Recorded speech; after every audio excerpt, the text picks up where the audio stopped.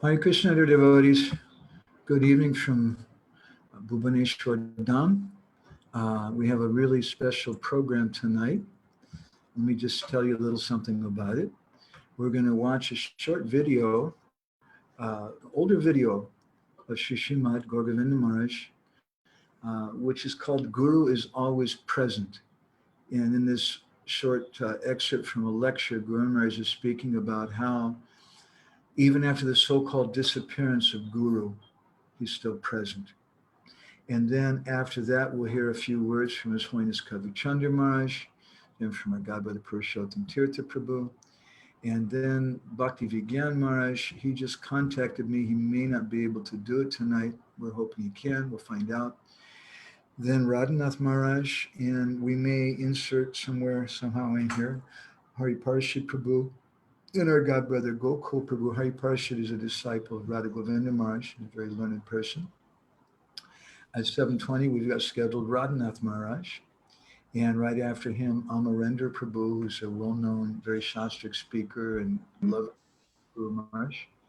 And then following after him, we have Chaitanya Charan Prabhu, who is a disciple of Radhanath Maharaj, a very prominent devotee, thinker, and intellectual and preacher, who also has some very deep appreciations. And then at the end, we'll have Pushkaraksha Prabhu, our godbrother from France, speaking. And if devotees like, we'll have time for some reflections and questions and comments here and there. Nice to see Kavi Chandra Maharaj present here. Maharaj, we'll be calling on in just a few minutes. And I'm going to go ahead now and go to this video.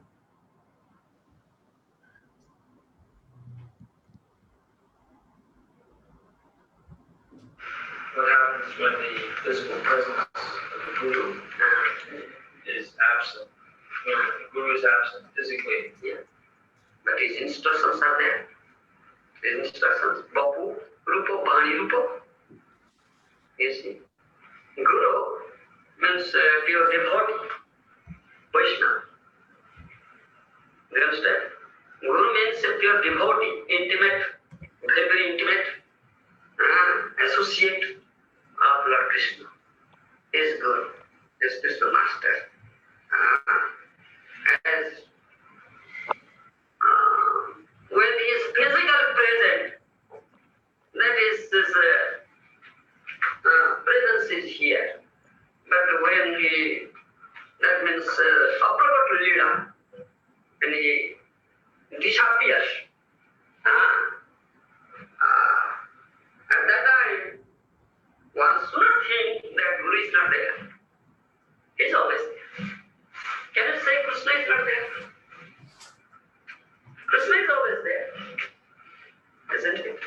Krishna is always there. If you have eye, you can see Krishna. Bhakti Vilojanino Santa Sadeva Hridayasmila Prayati. Just Shyam Sundaram Achintya Guna Surupam Govindam Adipurusam Pramodhan. I have already spoken. About that, I have Bhakti Chakshu. I have devotion. And you have developed Krishna Prem. Then you will see Krishna everywhere. Jahan jahan vyakta pure tahan Krishna is there. You know how could Prahlad Maharaj see Krishna in the pillar, whereas his father couldn't? Tasyam na prasyami, swatame na prasyati. In Bhagavad Gita, Krishna said, Tasyam na prasyami, swatame na prasyati. You see, he always sees me, I always see him. Listen.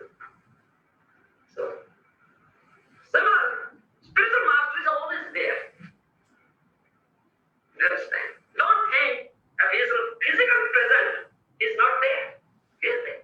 He is always there. If you develop love, the spiritual master, if you develop that eye, you can see him.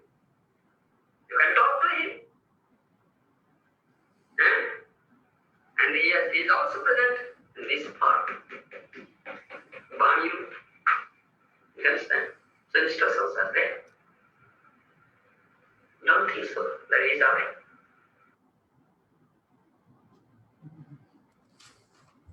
Hare Krishna.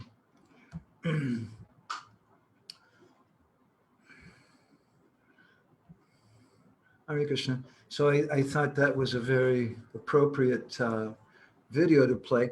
Actually, I have a question for Purushottam Tirtha, for Pushkaraksha Prabhu. If you could make a comment. I think that was in Paris, France in 1985, maybe at the house of Hari Vilas Prabhu. Is that correct? Maybe you could comment in the chat session there. So now I'd like to turn to His Holiness Kavi Chandra Maharaj and ask him if he'd like to say a few words about Govinda Maharaj. For those of you who may not have the good fortune of knowing Kavi Chandra Maharaj, he's a very wonderful sadhu. He's very, very dedicated to parikrama and kirtan.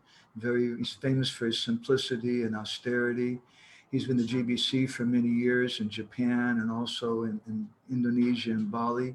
And he had many years of exchanges with Gaur Govinda Maharaj. And I'd like to welcome you wholeheartedly, Maharaj, and thank you so much for being here tonight, our night. Please, if you could Thank you. say something, I'd be very grateful. Om Gana Timiranda Syaganangana Shalakaya Chaksamilitanina Tasmai Shri Guru.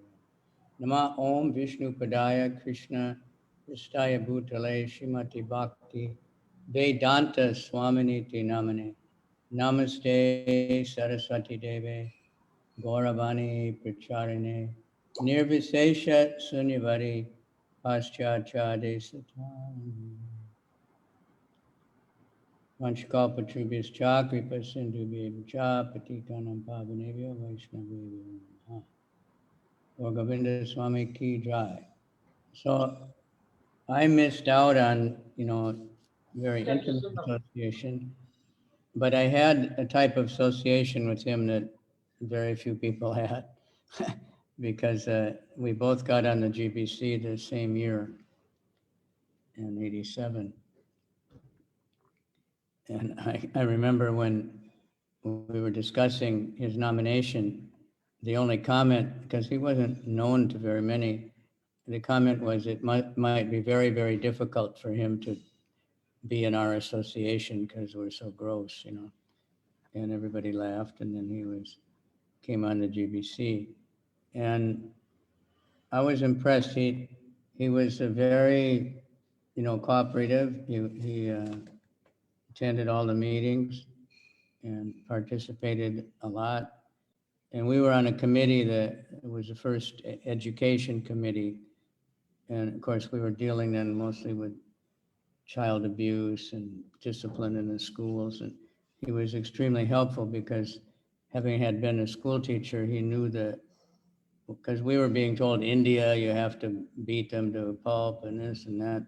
He told us that's completely not the standard, at least the law. Very helpful.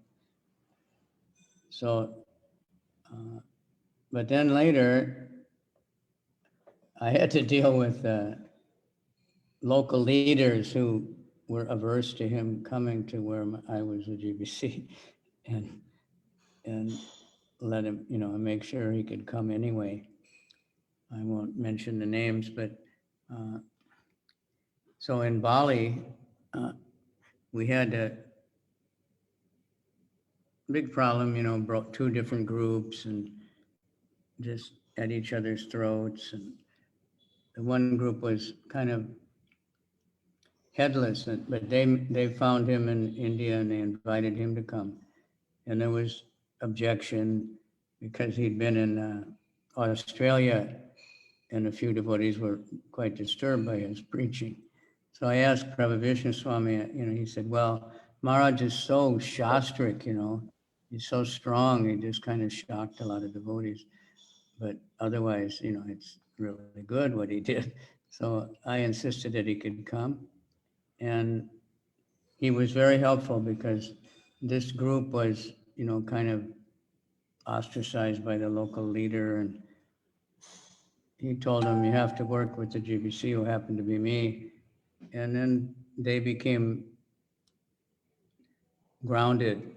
He initiated a bunch of them and who had Guru fall down. And they got connected. They got very strong faith. And within a short time, by his preaching and moving around, the two groups became friends. So I have great gratitude for that.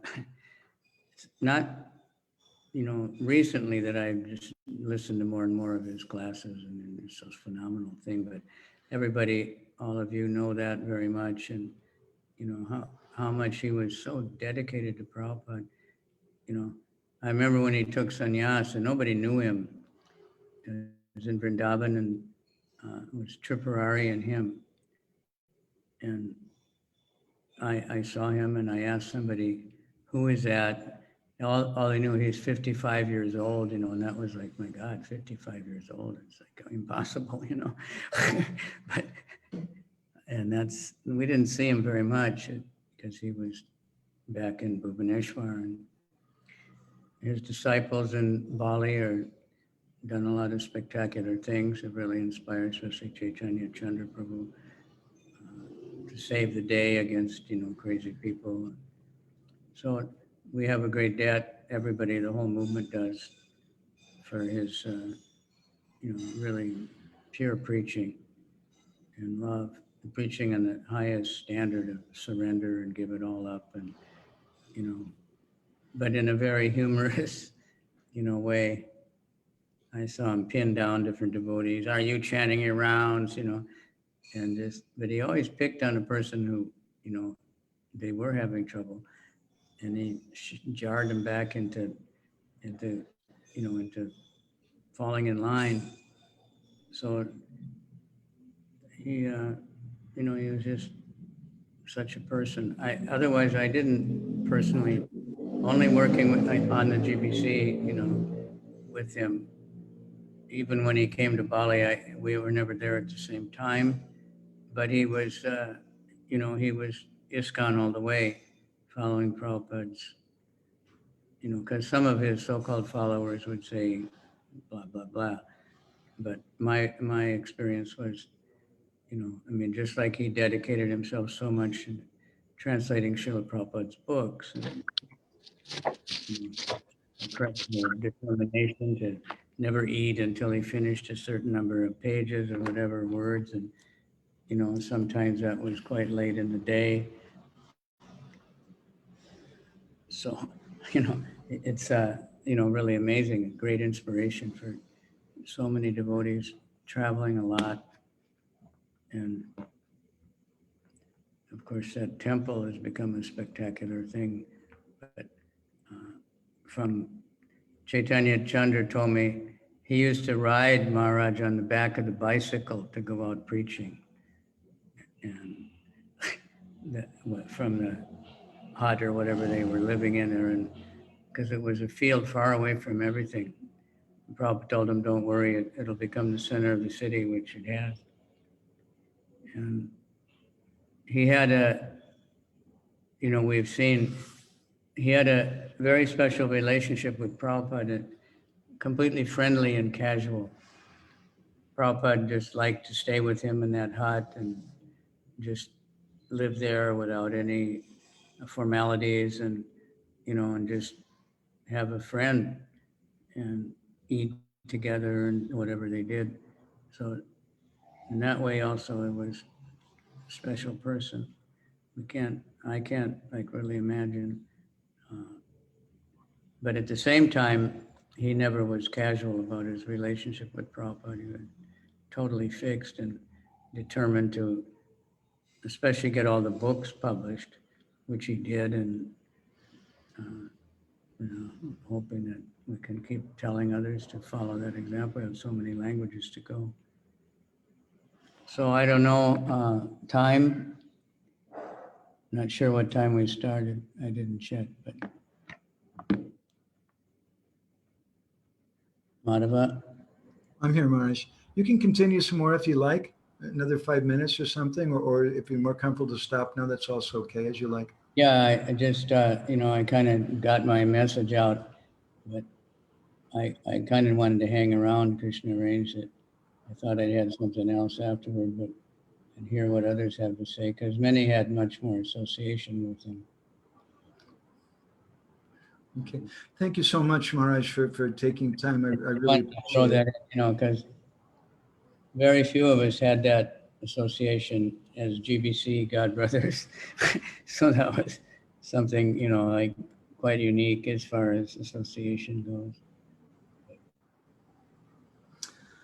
And I have to say, just see how much Madhavananda Prabhu is inspired and strictly following, the order and really doing an amazing, first class job and, with the books and the magazines and everything like Paka.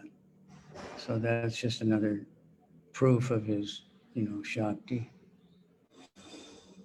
All right, so I want to thank everybody for giving me this chance. We'll hear others who had much more time with him and much more personal kinds of experiences. Okay, Dhanyavad, Hare Krishna, Thank you very, Gauranga. thank you very much, Kavi Chandra Maharaj. I really appreciate you spending the time. It's nice to hear about how Guru Maharaj had taken sannyas with Tripurari Maharaj. I, I, I heard that Prabhupada called him up into his room and gave it to him privately. There's very few people I've heard ever say anything about it. Tripurari Maharaj told me a few things. I also liked your comment about how it was at the very advanced age of 55. And everybody was so impressed with that. It's like ancient to be 55. Now it seems kind of cute. Young devotees now that have been 40 years. But, Tripurari was begging for sannyas, and Prabhupada just told Gaur Govinda Maharaj when he met him, I'll give you sannyas. Like right away, hardly had any, he just knew. So as far as I remember, there was a ceremony and they were both sitting outside. Now, Prabhupada probably called him in the room and told him. It was at the 75 Vrindavan Festival. Another thing I appreciated that struck me in your comments, Maharaj, was your very frank words about what it was like to be a manager and dealing with him, because he was a very unconventional person in some ways. And I think also perhaps he didn't always relate to the Western style of management. And maybe there was some cultural difference between him and some of the early devotees. I don't know. But just how you spoke about that in a very frank, honest way, that's very, very helpful, very nice. Thank you. So I'd like now to ask one of my senior godbrothers, that's Purushottam Tirtha Prabhu, if he could say something. Purushottam now, he's a temple president in, in Belgium, in Antwerp, I think it is. And Purushottam, he can say more to us, correct me. Purushottam Prabhu joined it many, many years ago, and he had a lot of association with Guru Maharaj. And we're very happy that you're here tonight, Purushottam Ji. Looks really, really good. You look handsome, man. You have to unmute yourself. We can't hear you. You need to unmute yourself. We can't hear you. Prabhu, you had so much association yourself. I had little only. Krishna. Yeah, but we want quality, not quantity. You're older to me in many ways. Many ways. Senior So just another little word before we go further. Our schedule changed a little tonight. His Holiness Bhakti Vigyan Maharaj just contacted me and very apologetically, he's having some health issues and he's really not up for saying anything tonight. So if Radhanath Maharaj is agreeable, we could go right on to Radhanath Maharaj after Purushottam Tirtha Prabhu. I think I saw Radhanath Maharaj here present a moment ago. And if not, then yeah, Radhanath Maharaj is here. Radhanath Maharaj, if you're here, if you'd like to go right after Purushottam Tirtha, that's fine. Otherwise, we also have a short video of another devotee making an offering. We could go after Purushottam Tirtha Prabhu. Just let me know. So go ahead, Purushottam Prabhu. Thank you. I told you already that I feel like a little mouse amongst many, many lion devotees. Then you told me you said even a mouse sometimes can roar. Okay, well, that gives me a little courage there. Namo Om Vishnu Padaya Krishna Prastaya Bhutale Srimate Gour Govinda Swami Niti Namine. Namo Om Vishnu Padaya Krishna Prastaya Bhutale Srimate Bhakti Vedanta Swami Niti Namine. Namaste Saraswati Deva Gauravani Pacharayani Visesha Sunyavali Pasta Telisatayane. Where will I start? I mean, one thing is there that comes to my mind is that in the beginning, when I was hearing his classes, sometimes in the beginning we were leaving. I was leaving the class because I was thinking he's speaking Oriya for some time, so I will go. Then I heard a devotee saying that when I was leaving, that Guru Maharaj was saying, Purushottama, he is going in Maya because he thinks I'm speaking Oriya. From that time, I decided I will always sit in his class, Oriya or English, it doesn't matter, I will stay.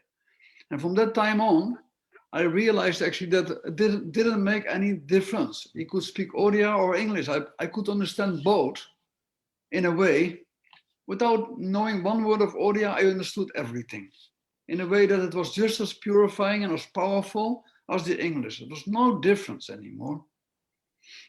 He was so powerful in his speech that only our eyes, our heart, and our ears were present.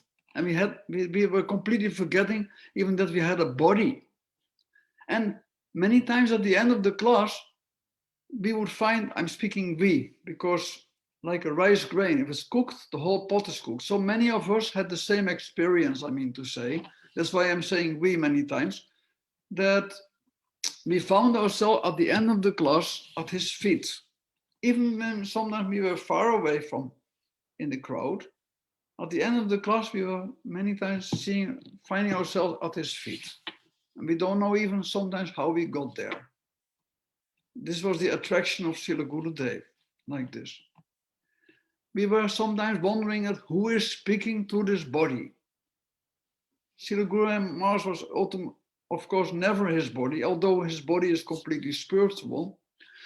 We were wondering that which wonderful, powerful personality is speaking through that body.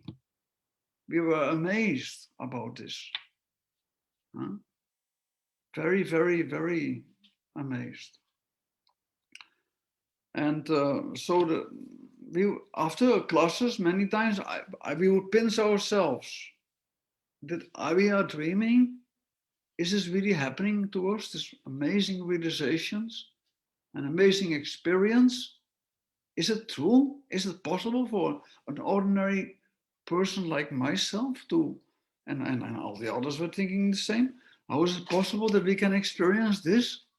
It was only because of his mercy. He would pray, Guru Maharaj would pray that this is Chaitanya Charitamrita class. He would pray, he would say that this is postgraduate class, but I only have here students which are in primary school. So what they will understand? They cannot understand anything. So Kakira Karura Kare, he would pray that, oh Mahaprabhu, please make this crows, make them into Garuda so that they can understand. And in this way, by his mercy, we would somehow understand wonderful things, amazing things, amazing experiences like this. And Guru Maharaj's prasad was very powerful as well, his Mahaprasad. Malavananda knows, he interviewed one devotee in Antwerp here. I will not give the name of the devotee, but that devotee was actually in Antwerp and he was very sick with his hip. Something with his nerve, the nerve was actually between the joints and he was in a position that he could not even laugh without pain. He couldn't move his body, so much pain. And the doctors, the specialists have told him that we cannot operate, we can't do anything because we'll damage your nerves. You have to lay on your bed and hopefully within some time, maybe weeks or months, it will come good by itself. We cannot touch it. I felt that he must have met some made some offense to Srila Gurudev during his visit to Antwerp. Which later I heard it was true, because later I heard that he went to Srila Gurudev and he asked so many questions, and Guru Maharaj was a bit annoyed by that. And Guru Maharaj told his servant after that this devotee does not know how to approach a sadhu. Anyway, I went to that devotee with some Mahaprasad, Guru Maharaj's rice grains. And I gave one rice grain, because he was in his bed, he couldn't move even. I gave one rice grain. I said, put this is special Mahaprasad, put in your mouth. And he put it in his mouth, and somehow he started smiling a little bit, and I went away. And the next day, he was walking in the temple. And I asked him, what happened? You're walking. He said, your Gurudev is a very powerful person. I don't know, but as soon as I put the rice grain in my mouth, my muscle, everything came good. Everything came good. As soon as I put the rice grain in my mouth. This is the power of Srila Gurudev's Mahaprasad. Of course, I still have given to a non-disciple, which was maybe not good to do, but I mean, it was very, very wonderful.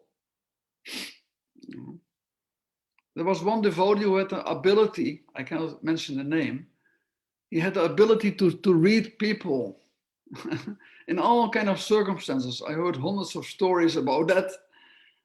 He was able to, when he meet one person for half a minute or for a few seconds, he would immediately understand where they were coming from, what was the personal situation. Many things he would just know.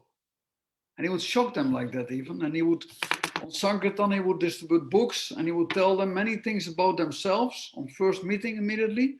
And the person was so struck and shocked actually. Then he would put the book in the hands, said, read everything in the book. You'll know everything. Give a donation. Like this. Anyway, and that devotee, when he took initiation from Srila Gurudev, at that very moment, after the initiation, the whole ability that he had for many years went away, completely gone, finished. The whole ability was not there anymore. This is the proof that of spiritual potency, how a spiritually potent person, a pure devotee, someone who's sent by Krishna, not different from Krishna himself, practically speaking, Sakshat Hari, how such a person can do wonderful things like this. And how such abilities are just darkness, ultimately. We can understand now. Huh? Right? Gour was never a theoretical speaker. We were thinking after many years of reading the books, we were thinking that we know something about the scriptures and about philosophy. But by hearing Srila Gurudev, it became clear that up to that point, we did not know anything. We did not understand one little bit. Only after his sound vibration touched our ears and our heart, from that time on only, we start really understanding what we had read in theory for so many years. Is that enough? Is that okay like this? And Guru Maharaj was very humorous also. In Gadaigiri, he had a chair, and that chair, his feet were not touching the ground. It was very uncomfortable. The chair was too high. Of course, Guru's feet are never touching the ground. That's another thing. I'm not meaning that. But me and Bhakta Swarup were thinking that this is very uncomfortable. Let us do something. And actually, secretly, we cut a piece of the leg of the chair. So Gurudev sits in a chair next time, and we were sitting smiling at his feet, a bigger smile than usual. And he suddenly noticed that his feet touched the ground. And he looked, and he see us smiling, and he immediately understood what we did. And he also put a big laugh. He laughed big laughing. He liked it. He was very humorous also in this way. He could appreciate a lot of humor. So humorous also. Anyway, I think I'll stop speaking here. Oh, he came to Suriname actually, and like a mouse can become lion, be talking about that, right? So actually, who was with him? Rasikananda was with him in Guyana. Rasikananda and Janeshwar Prabhu. Janeshwar is there also? Janeshwar's not here tonight, not as far as I know. They were in Guyana, and then it became clear that he could not come to Suriname because there's no flight available. It was not possible. So I told some of the people who are sponsoring our temple, the main family, and they said, no, he has to come to Suriname. We will take our private little plane and we send the pilot to Suriname, to Guyana, and he will come over to here. So, okay, very nice. So we arranged that. So he was flying, he came back with a little plane with Janesh Prabhu and Rasikananda. And then we were waiting at a small airport in the city, and we had the visa for him ready. It was posted to us by fax. But then they were forced to land at the big airport in Suriname. First means we have to go there 2.5 hours driving, and then Gour 2.5 hours back driving, and the whole day would pass. So they were forced to land at the big airport. And Gour was sitting in the big airport in the customs there area. And the pilot said, you have to come here because we cannot land in the city. We had to land here, they forced us to land here. So I became like a lion. The mouse became a lion by Gour's mercy. So I phoned up the customs agents, police, and I said, you have to let the old sadhu step in the plane now, and he has to come here. We are waiting for him here. He said, no, we will not do that. I said, can I know your number on your uniform, please? The uniform number, if you know the number, you can do a lot of things, right? Anyway, he said, who are you to speak to a police officer like that? I said, my name is Purusottam Tirthadas from the Hare Krishna temple, and I'm a disciple of the great sadhu sitting there. And you have to let him go now.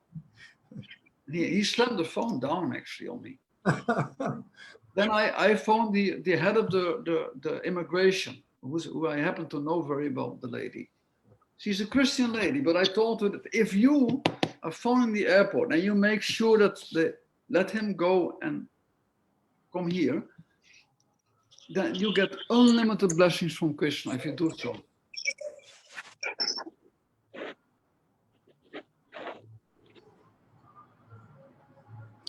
Purushottam Prabhu, we lost you. We can't hear you. Still can't hear you. Now you can hear me? Yeah, I can hear you now. I have 1 minute, 2 minutes to finish. Sure. Okay, so what happened is that you heard the last part, that the head of immigration? Yes. So she actually phoned to the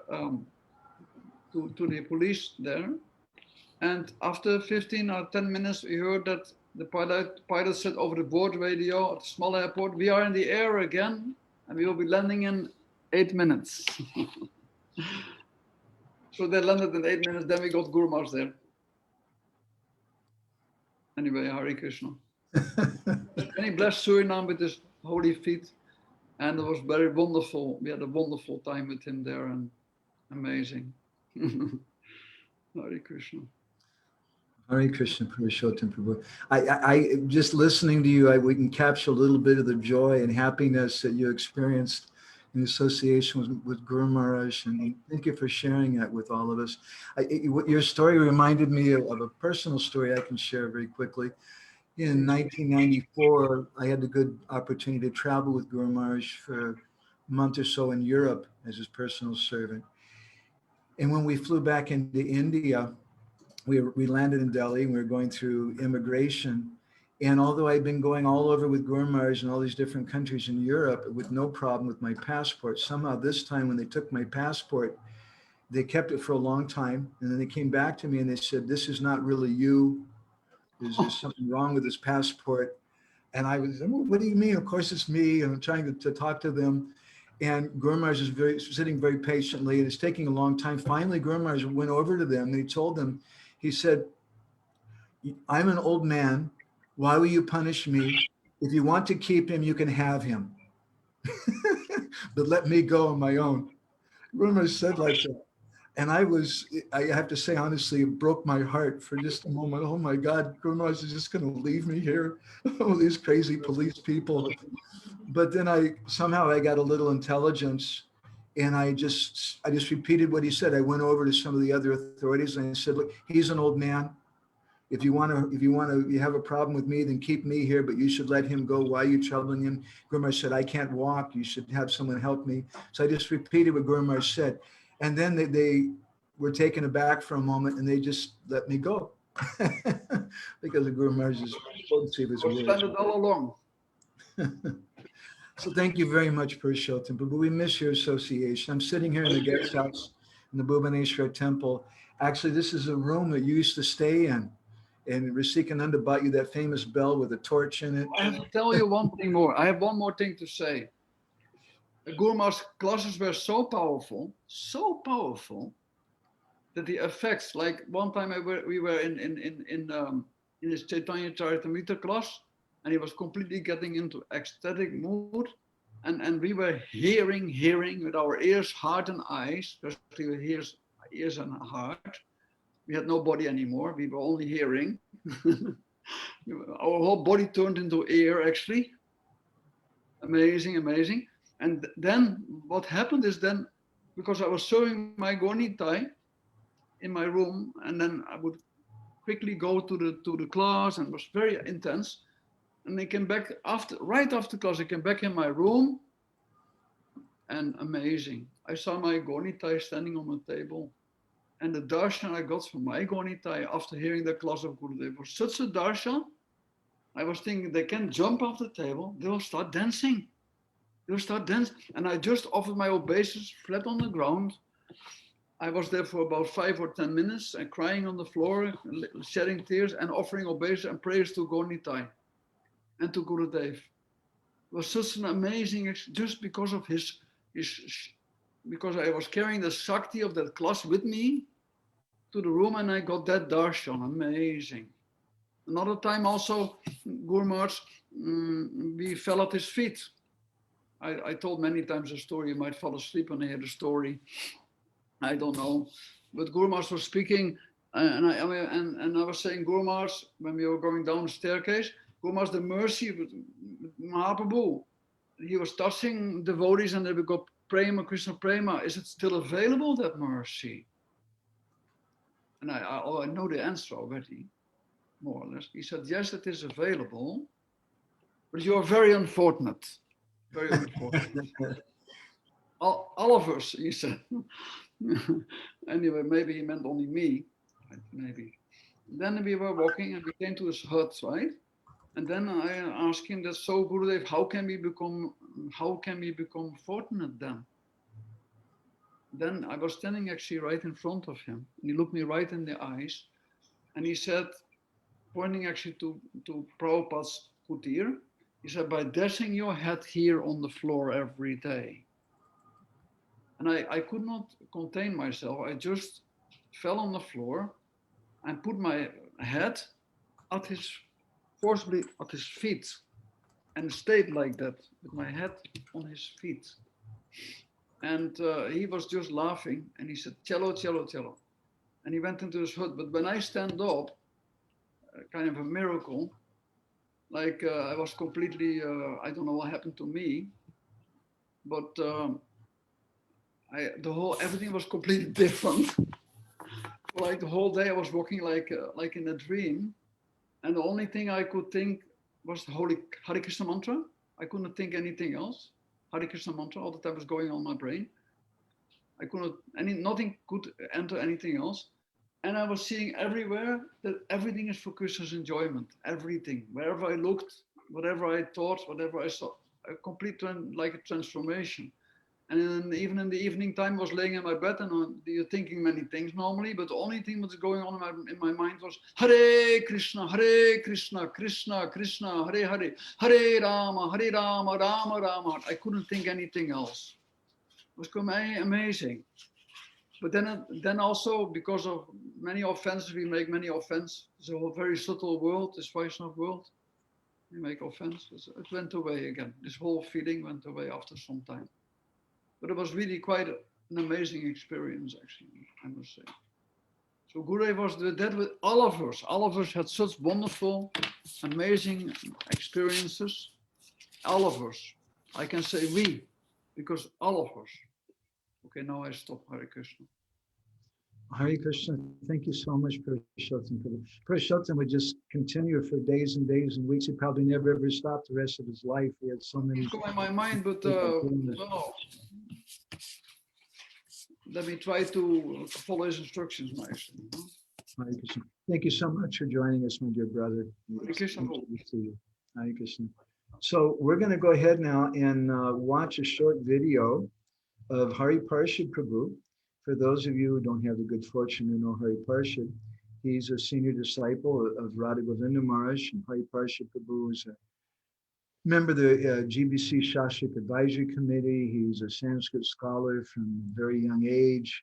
He's very, very well read, very knowledgeable, and very devoted to Guru Maharaj. About, I don't know, gosh, now I don't remember what year, about 15 years or so ago, he contacted me, and he really wanted to do some service for Guru Maharaj's publications. And finally, he came to Bhubaneswar and spent some time with us. And since then, he's been our Sanskrit translator and editor and dear friend. So he was kind enough to record this 6-minute video. He couldn't be with us live tonight, but here's Hari Parshad Prabhu. Om Jnana-timirandhasya Jnana-anjana-shalakaya Chakshurunmilitam Yena Tasmai Shri Gurave Namaha. Nama Om Vishnupadaya Krishna Presthaya Bhutale Srimate Gour Govinda Swami Niti Namine. So I'm very thankful to His Grace Madhavananda Prabhu and to all the wonderful disciples of Sri Srimad Gour Govinda Swami Maharaj that I have been given an opportunity to speak something about Maharaj. I will try to recollect some remembrances that I have with the Bhubaneswar temple. I was not fortunate to meet Maharaj in person, but ever since I got in touch with Maharaj's books, I was deeply impressed with what Maharaj had to say. In my entire life, I had never seen such a powerful speaker on Sri Chaitanya Charitamrita and Srimad Bhagavatam. And therefore, as soon as I heard the Vani of Maharaj, it was immediately clear to me that this personality is definitely my Shiksha Guru. I immediately accepted Maharaj as a Shiksha Guru within my heart, and I always longed for the day when I would go to Bhubaneswar and have a darshan of Maharaj's Samadhi. Around 2007, I got an opportunity to go to Bhubaneswar for the first time in my life. When I went to Bhubaneswar, I had arrived in the evening through a train. I went to the temple, took rest in the guest house, and the next morning I came for Mangalarti, which was supposed to be held first in front of Maharaja's Samadhi, which was previously just next to the highway. When I was standing there next to the Samadhi, I went to Maharaj that, "Oh Maharaj, I wish to be accepted by you as a Shiksha disciple. I do not know what qualification I have. But if you accept me as a Shiksha disciple someday, then please give me a chance to sing Mangalarti for you on some particular day in the future." When I was praying like that in front of Maharaj's Samadhi, a wonderful thing happened. The brahmachari who was supposed to sing Mangalarti came there and asked me to sing Mangal Arti for Maharaj. So on the very first day that I visited Bhubaneswar, I got immediate reciprocation from Maharaj, which indicated to me that Maharaj had kindly accepted me in his service. After this incident, my determination to serve Maharaj increased more and more. And the more I heard Maharaj, the more I became convinced that I am serving a Mahabhagavat, a great devotee of the Lord. It is very rare to find such a Mahabhagavat to whom one can render service. And all incidents in Maharaj's life show that he was a perfect example of what a Gaudiya Vaishnava is.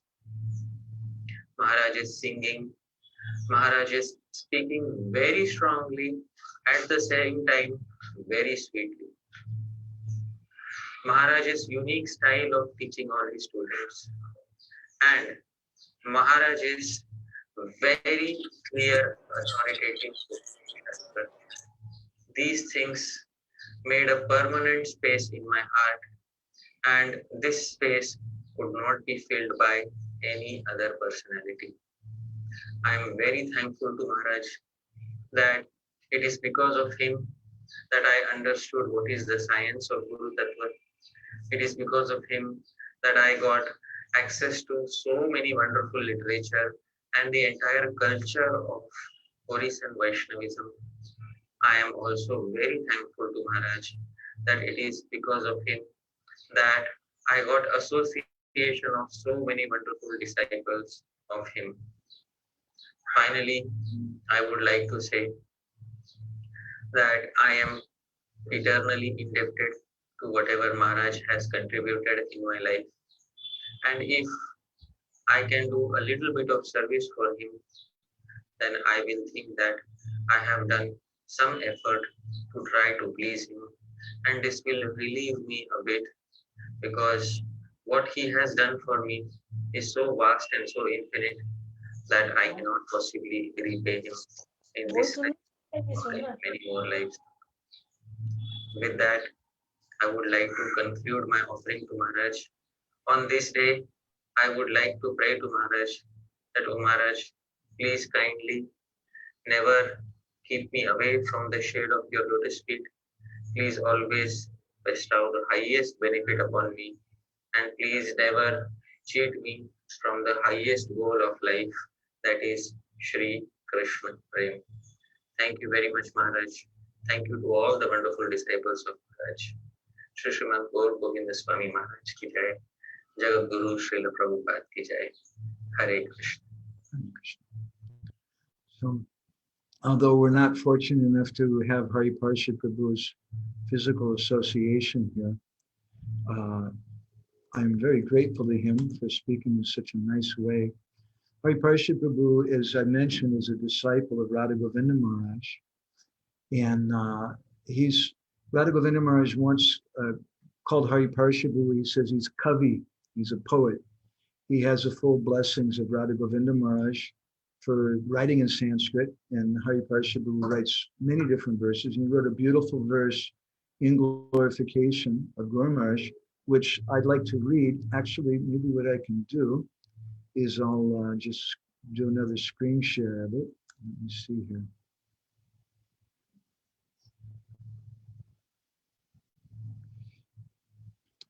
The verse goes like this. Goragra Ganya Gana Go to Goloruharam Goranga Guda Changa Gopyada Kopa Briksham Gopala Gada Ratidam Yati Singha Gora Govinda Deshi Kavaram Satatam Namami. To the brilliant garland around the neck of the League of Prominent Associates of Lord Goura. In other words, he's saying that Gour Maharaj is amongst the most prominent associates of Sri Chaitanya Mahaprabhu. He's like a garland. A garland, this example is given sometimes by Rupa Goswami and different acharyas in a poetic way to indicate something which is an ornament of those personalities. So he's saying that Gour Maharaj is an ornament of those prominent associates of Lord Gaura. He's Gauranga Gudatama, Gopya the Kalpa Briksha. He's a Kalpa Briksha, a wish-fulfilling tree that's giving this Gauranga Gudatama, this most confidential secrets of Gauranga Mahaprabhu. He's Gopal Agada Rektidam. He's a giver of condensed love for Gopal, his family deity. And Yati Singha, he's a lion-like sannyasi. To that personality who's Gaura Govinda, Deshika Varam Satatam Namami. Satatam Namami, I constantly offer my humble obeisances. So this is a verse that Hari Parshi Prabhu compiled some years ago for Gaura Govinda Maharaj, which we were very pleased with. So now I'd like to request His Holiness Radhanath Maharaj, if Maharaj, if you're still present, if you'd like to say a few words. I'm going to repeat the same analogy that I've used a few times in the last few sessions, because I think it's appropriate, that for me to try to introduce Radhanath Maharaj is like a firefly trying to introduce the glories of the sun planet. It's a bit of an absurd joke. Everyone is very, very familiar with Radhanath Maharaj. And I'm very, very grateful, Maharaj, that you would give us some of your very precious time. I know you're being pulled by devotees all over the world. Just a little note for devotees to consider. Sometimes devotees think, oh, with the pandemic, these preachers like Radhanath Maharaj and Niranjan Maharaj or others, now they have more time and we can just contact them. But my experience speaking with them is they're more busy now giving classes online than they were before. Still, I find it very happy in my heart to think about Radhanath Maharaj just staying in Chicago and not going through all these airports and living a horrible life like that. We're very happy to think of you staying in one place, Maharaj. And I want to thank you so much for coming tonight. It means so very, very much to us. So if you could please say a few words, we would all be very grateful. You're muted right now. You need to unmute your mic.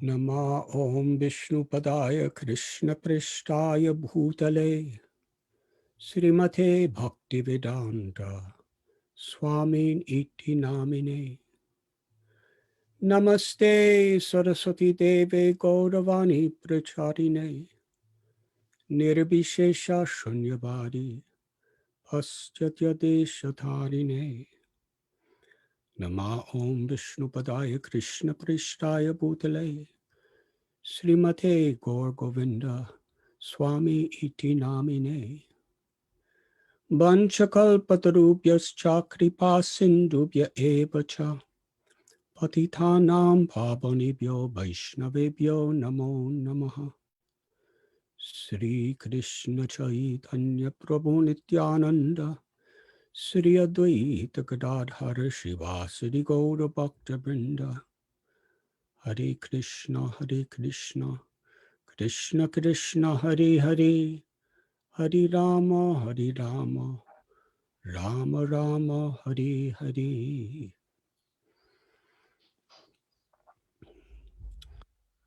I am sincerely grateful, Madhavananda Prabhu, that you have so kindly included me in this most auspicious and sacred event where we have come together to honor His Divine Grace, Srila Gour Govinda Swami Maharaj. We have heard of his very unique relationship with Srila Prabhupada. Srila Prabhupada had circled the world, opened centers in almost every continent, had millions of his books distributed. And when he came to Vrindavan in 1974 and met Srila Gour Govinda Swami Maharaj, Srila Prabhupada simultaneously reciprocated with him as a dear friend and simultaneously his spiritual master. I'm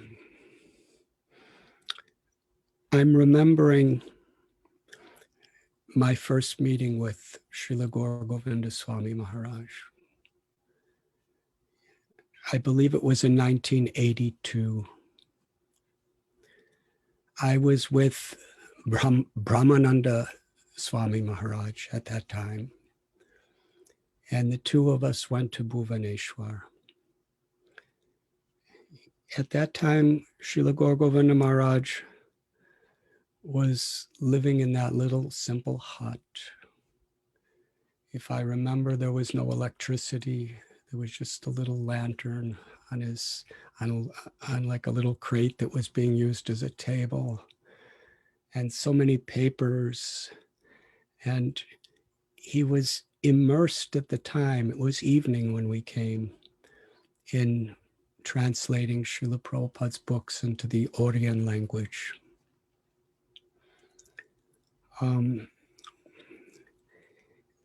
His simplicity completely charmed my heart.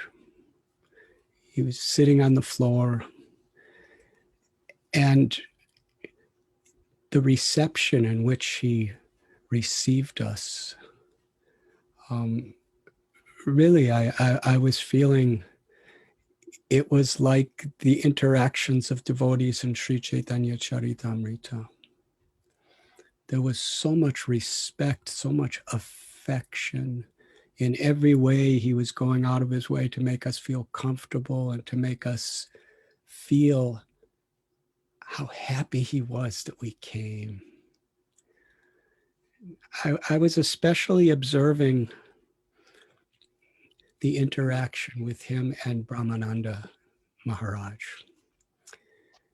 because Gour Govinda Maharaj was respecting Brahmananda Maharaj as one of the senior most disciples of Srila Prabhupada. He was actually the first temple president of ISKCON at 26 Second Avenue. And he was so often with Srila Prabhupada as a secretary. And Gour Govinda Maharaj was just showering so much respect and affection on Brahmananda for being such a senior, intimate associate of Srila Prabhupada. And at the same time, Brahmananda Maharaj was so humbled by that because he had personally eyewitnessed how Srila Prabhupada interacted with Gour Govinda Maharaj in a friendly and loving way that was unique among all the disciples. He was born a devotee to great Vaishnava parents.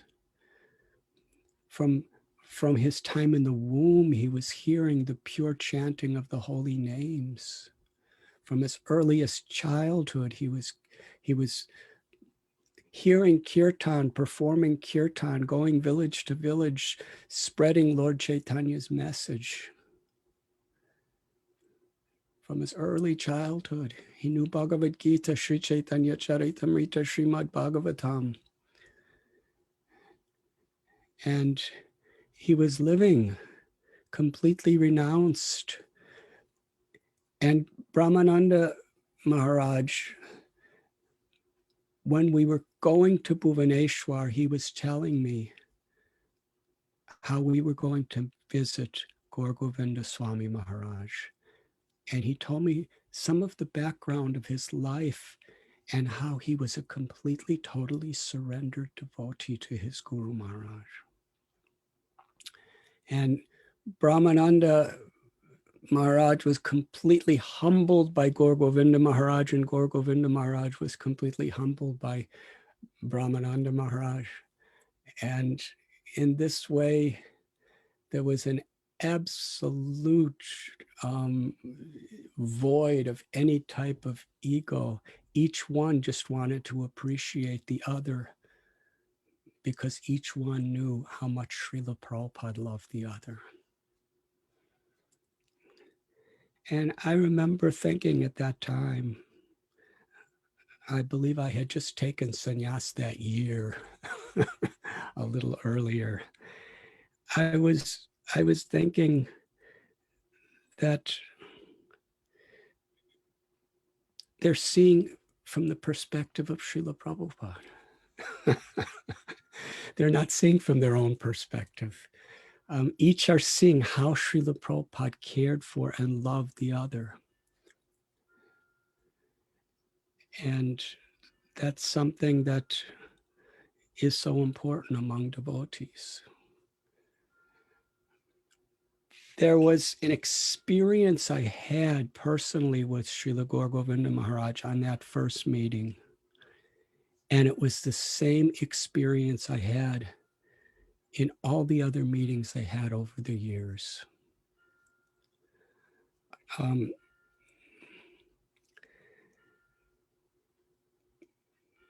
It was mystical.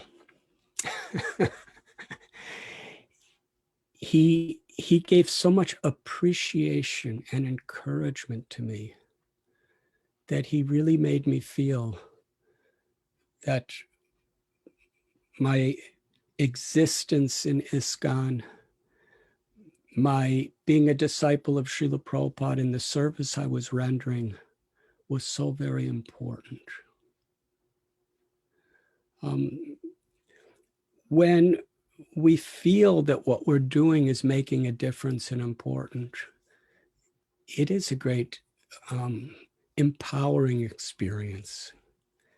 And he made me feel so important through his appreciative, encouraging words. But simultaneously, his example, his humility, his knowledge of the scriptures, his realizations of Krishna consciousness, and ultimately his pure unalloyed love for Sri Sri Radha Govinda Dev. It made me feel totally insignificant. Now, when both of these experiences are happening simultaneously in the heart, it's wonderful. He's simultaneously making me feel so important and totally unqualified and insignificant. Srila Gour Govinda Maharaj,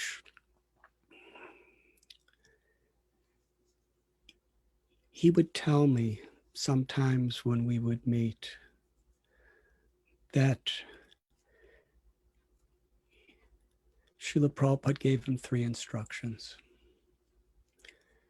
to translate all of Srila Prabhupada's books into the Oriyan language, to build and complete the temple in Bhubaneswar and preach throughout Orissa, and to preach Sri Chaitanya Mahaprabhu's message all over the world. The instructions that Srila Prabhupada gave Gour Govinda Maharaj are so much reminiscent of the instructions that Srila Bhakti Siddhanta Saraswati Thakur Prabhupada gave to our Srila Prabhupada.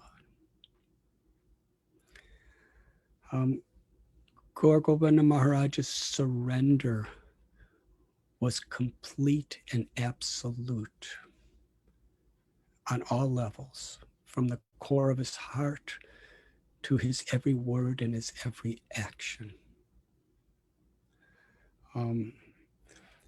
I saw the austere conditions he was living in 1982, and it was far more austere previous to that. There was very little help that anyone was given.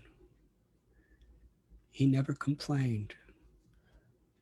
With total gratitude and surrender, whatever the results were, however people treated him, he was surrendered to fulfilling Srila Prabhupada's desires.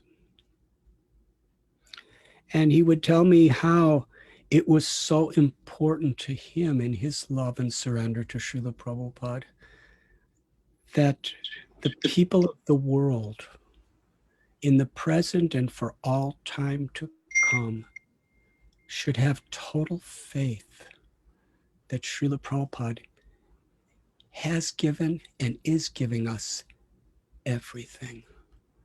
That there is no shortcoming, there is no lack of the highest realizations of prema bhakti in Srila Prabhupada's teachings, Srila Prabhupada's books,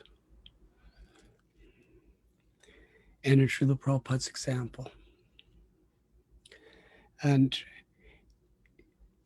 so much he told me of his enthusiasm and his empowerment to excavate Srila Prabhupada's books and extract, the essence. And of course, everything in Prabhupada's books is the essence. But he would magnify certain sections of Srila Prabhupada's books that sometimes when we would read, we didn't really notice so much. Because he wanted us to know that everything you need to know always is in Prabhupada's books. And here it is. Everything you need to know to attain the highest revelations of Goloka Vrindavan, Srila Prabhupada has given us. In other words, his whole life and soul was to inspire devotees to have this complete faith in Srila Prabhupada. And he could do that practically like no other because he had such total faith in Srila Prabhupada. And that faith was expressed in the totality of his mood of surrender. Srila Gour Govinda Swami Maharaj, so exalted. And in any situation he was put in, he was simply a lover of Krishna that was totally fearless because of his faith and his love.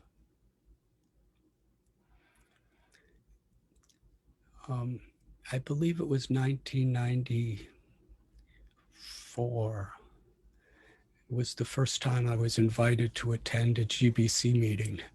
And when I walked in, Gour Govinda Maharaj was speaking.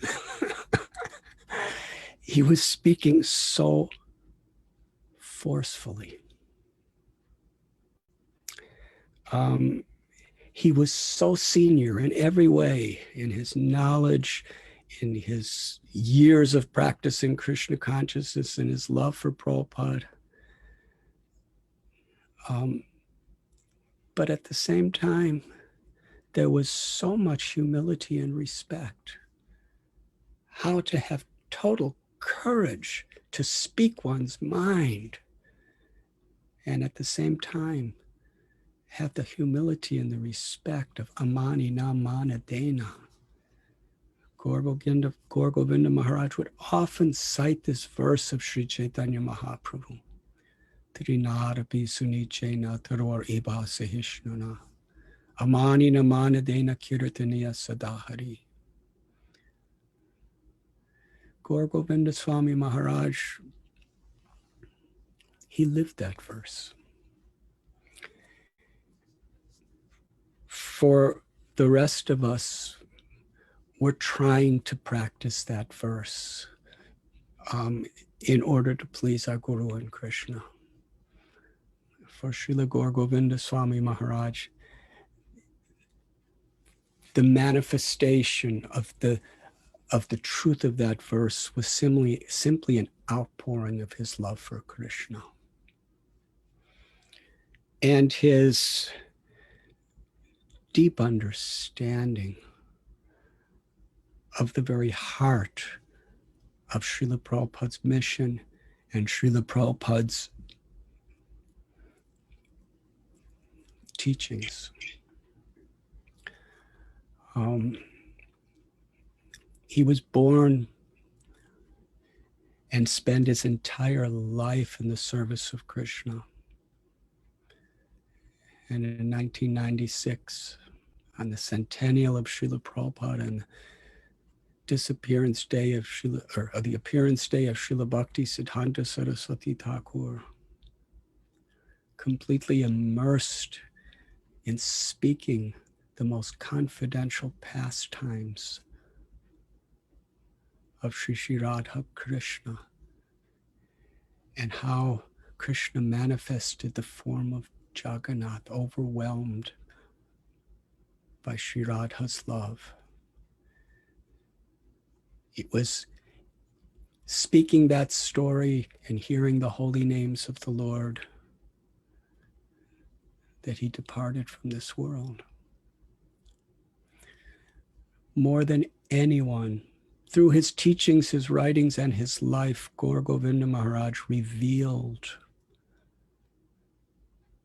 the supreme importance of Sri Jagannath Puri and Odisha. Srila Prabhupada built his international headquarters in Sri Mayapur, Navadvip Dham. And thousands of devotees come every year for the festivals. And Srila Prabhupada built the Krishna Balaram temple in Vrindavan. And so many thousands and thousands of devotees are coming to Vrindavan. At the same time, the greatest portion of Sri Chaitanya Charitamrita is Sri Chaitanya Mahaprabhu's Leela in Jagannath Puri. And many of Lord Chaitanya Mahaprabhu's supremely most intimate, empowered devotees were from Odisha. Gour Govinda Maharaj really revealed to our movement, and he's revealing to the whole world the great treasure of significance of the eternal Leela of Sri Chaitanya Mahaprabhu in Jagannath Puri. When I read some of the beautiful books that Madhavananda Prabhu and your God brothers and God sisters have published of Gour Govinda Maharaj's talks, we could feel this experience that Gour Govinda Maharaj, when he's speaking, his heart, his soul is in the Gambhira, along with Ramananda Rai and Swarup Damodar Goswami and Sri Chaitanya Mahaprabhu. He's revealing the feelings, the lessons, the pastimes of Sri Chaitanya Mahaprabhu within that most intimate part of his life. Sri Chaitanya Mahaprabhu spent almost 12 years of his life in the Gambhira, tasting the sweetness of Sri Radha's love.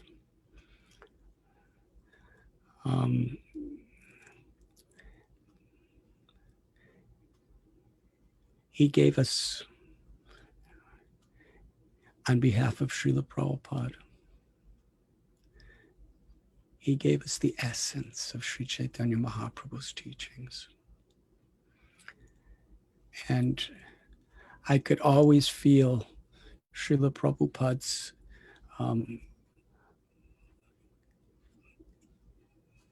inconceivable appreciation and empowerment toward Gour Govinda Swami Maharaj.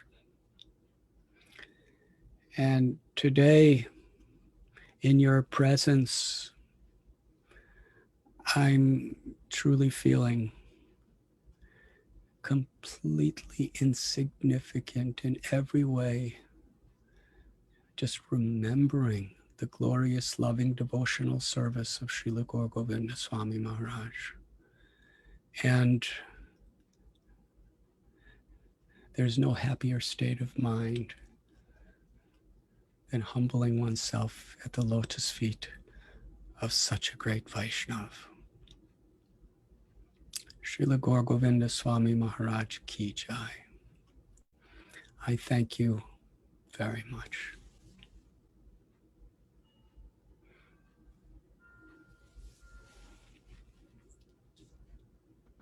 Hare Krishna. Thank you so much, Radhanath Maharaj.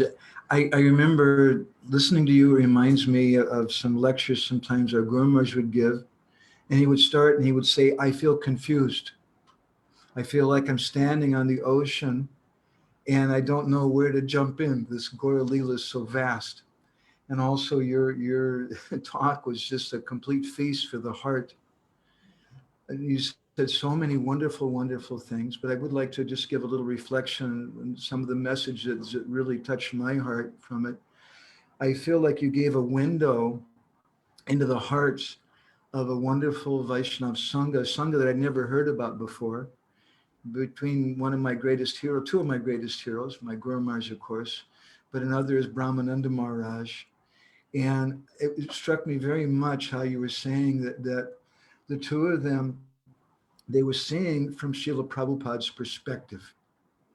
I found that very, very deep. This is the nature of a true disciple. As individuals, we have our psychophysical nature. We may agree or disagree or not be comfortable with someone. But when we follow Guru and Gurudev enters into the heart of that disciple, Vishrambena Guru Seva, as Rupa Goswami says, then the disciple starts seeing things from the perspective of the Guru. And I so much appreciated your description of how both of them were so humble and loving with the other one, understanding how much Srila Prabhupada loved that other devotee. There's so many things I could go on and on and on. We have a lot of speakers tonight. So many things that I appreciate so much. And Maharaj, I especially appreciate you. You're the embodiment of Mahaprabhu's mood of encouragement to others. You've personally encouraged me so much. I remember in Jagannath Puri when you picked up this stray dog in 1996 or 97, and you kind of took him with you out of your compassion. That means so much to me. You've always encouraged us. We're in Puri because of your encouragement. We're trying to do something. We hope very much that you come and visit us there also. I'd like to give an invitation to the devotees at this time because it's a very rare and special opportunity to get some association online, as it may be, with Radhanath Maharaj, who's such a high caliber Vaishnav. If anybody has any reflections you'd like to offer or perhaps questions, just briefly to Maharaj, please, you can go ahead and type those things in. Or Radhanath Maharaj, perhaps you have some other comments you want to finish with. I'm so grateful to you, Madhavananda Prabhu. You've really taken Srila Gour Govinda Swami Maharaj's mission of love as your life and soul, and I thank you for that.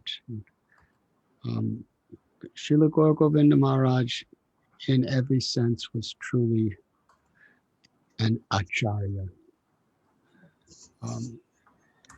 How he was so learned that every single word he spoke, he could support with our Vaishnava scriptures and Vedic evidence. And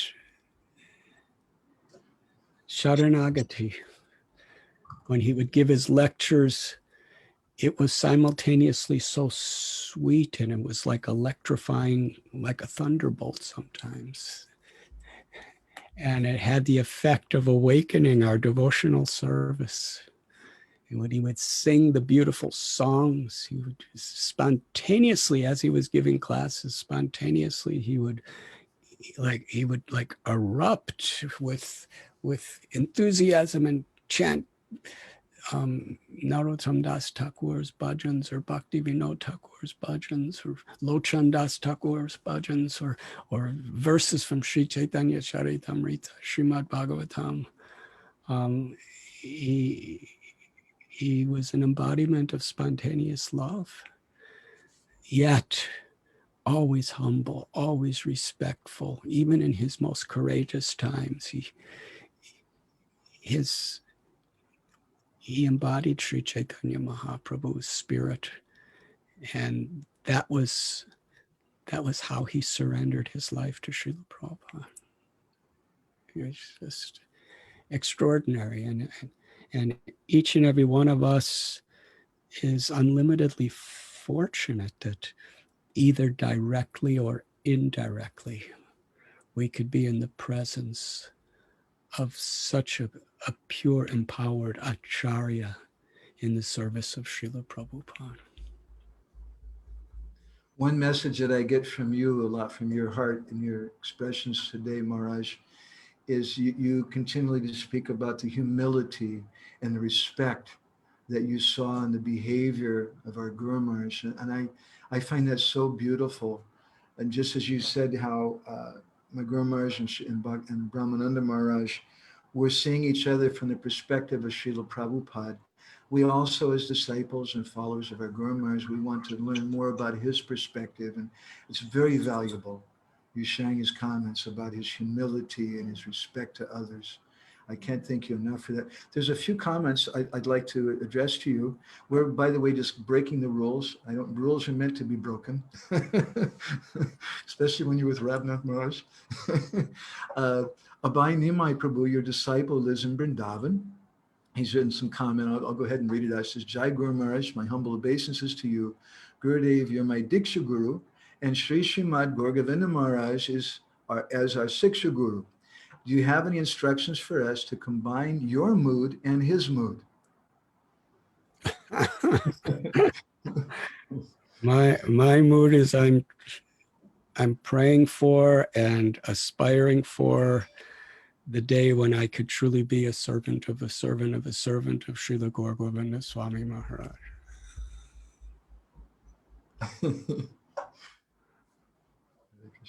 And Purushottam Tirtha, my famous mouse-like, lion-like roaring godbrother, comments, Maharaj, your words are just a stream of nectar growing into our hearts. And Dina Dayadri Mataji comments, Dear Maharaj, please give us your blessings to see with our Guru Maharaj's eyes, to feel that we are doing important service for him, but at the same time realize how completely insignificant we are. Please kindly give us your blessings.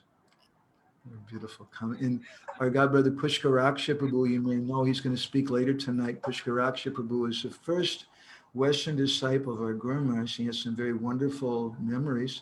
He's saying, all glories to the non-envious devotees who can glorify a pure devotee. Actually, we can't glorify a Vaishnava if there's envy in our hearts. It's not possible. And it's so wonderful to hear someone of your caliber, Maharaj, and such a quality of heart to glorify something is so very, very nourishing to us. I can't thank you enough. Thank you, Maharaj. Thank you. Hare Krishna. So we're going to go ahead. Just as I said, sometimes it makes me feel really happy when I break the rules because bhakti should be spontaneous. Then it's really relishable. So we had our schedule and we've worked very hard on the schedule. We've written to everybody about it. Already tonight, we were disappointed, not in him, but that we couldn't get Bhakti Vigyan Maharaj's Sangha. He's having some health issues. He's okay, nothing real serious, but it wasn't possible for him to take part. He offered his apologies. And we were going to hear something next from Amarendra Prabhu, who I'll introduce later. But there's a very special godbrother who I haven't seen in a number of years, who's here tonight. I'd like to give a little introduction to him and invite Gokul Das to speak something. Gokul Das is from Australia. And he came to our Guru Maharaj several years before I did. We were speaking about him in a previous session, Raghava Pandit Prabhu and I, and both of us had the same experience with Gokul. that when Raghava had come to Guru Maharaj in Mayapur, he was a new person and just was very attracted to Guru Maharaj. Guru Maharaj turned to one devotee there and told him, you help this young man to get to Bhubaneswar. And that devotee was Gokul. And I remember later on, I was having some difficulty and I had to go to make some money somewhere. And I spoke with Guru Maharaj, and Guru Maharaj immediately contacted that same devotee, Gokul, and said, Gokul, you helped Madhavananda to go to Singapore. And so I did, and we were there selling some paintings and things. And then Guru Maharaj went to Bali, and we were with a Pandit and Gokul, and I think maybe Ananta Tapasri Maharaj was there at that time also. And everybody, because they all had money, they all went to Bali. But I'm terrible at making money. I didn't have enough money for a plane ticket. So everybody left, and I was stuck in Singapore, lamenting and feeling very, very lonely and very, very sad by myself, thinking of all of our God brothers there in Bali with Guru Maharaj. And then the next day I get a phone call from Gokul, and Gokul says, Guru Maharaj was talking to me, and he told me that I should phone you and tell you that I'm sending a ticket for you to come to Bali. So as Raghava put it, Gokul has always been kind of a transcendental messenger right up until the very end. In 1996, when Guru Maharaj went to Mayapur, prior to that, a little before that, Raghava Pandit and Gokul and some devotees had purchased a new car for Guru Maharaj. And this time when Guru Maharaj went to Mayapur, Gokul decided we have to have the car there for Guru Maharaj just in case he wants to leave early or something. And really, in one sense, there was no need for that. There was no precedent for that, but he was just inspired in the heart. And so he drove that car to Kolkata and picked Guru Maharaj up in the airport and then drove him to Mayapur. And none of us knew, but the most terrible, inconceivable thing was about to happen. And Guru Maharaj left this world, and then Gokul was there with the car. And they put Guru Maharaj's transcendental body back in that car. And Gokul, who's our messenger, brought Guru Maharaj's body back to Bhubaneswar. So I'm breaking our rules a little tonight to go outside of our schedule. And we have some wonderful devotees who are scheduled to speak a little later. But I want to take this chance to hear something from such a dear God brother, Gokul Das Das. I never could figure out why you're Gokul Das Das. I mean, who's Gokul Das? We had this Das Das. Maybe you can also tell us that. And something about your experiences with Guru Maharaj. And I feel so bad. Everybody's going to hate me for saying this, but I'm trying to ask everybody to keep it to like 5 or 10 minutes or something like that. But I'm just so happy, Gokul, that you're here tonight with us. Thank you, Prabhu. I hope please unmute yourself and you can go ahead and say something, please. Hey, Krishna. Can you hear me? Yes. Namo Vishnu Padaya. Om Agyantiminandasya Gyananjana Shalakya Chakshun Militam Jena Tasmai Sri Guruve Namaha. Namo Vishnu Padaya Krishna Prastaya Bhutale Srimati Gaur Govinda Swami Niti Namane. Vandeham Sri Guru Varam Sri Rupanuga Pravaram Braja Rasa Rasikam Chanarayanam Tam Papannam. Namo Vishnu Padaya Krishna Prastaya Bhutale Srimati Bhaktivedanta Swami Niti Namane. Namaste Saraswati Devi Gauravani Pacharini Nirvishesha Shunyavadi Paschatya Deshatarine.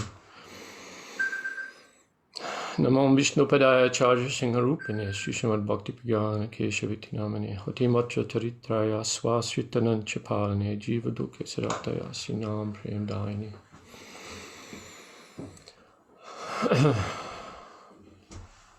Ajanu Lambito Vajo Ganaka Vadato Samkirtanai Kapitaro Kamalaya Taksho Mote Uda Radhadava Mote Udhara Radhadava Dhamma Prajita Kaitvatro. So because we're doing very quickly, I'm doing like sutras. Guru Maharaj is Bhakta Bhagavat. He's rejecting cheating religion. So many things to speak. Where to start? I was thinking you were saying about picking up everybody It's like a great curse for me. I'm also Jagadish Pandit, 91 Jagadish Pandit, 92 Raghav Pandit. Sometime in Adelaide, Damodar Maharaj, I was thinking about that, and Guru Maharaj said to me, you look after him. And that's like the biggest burden I ever took.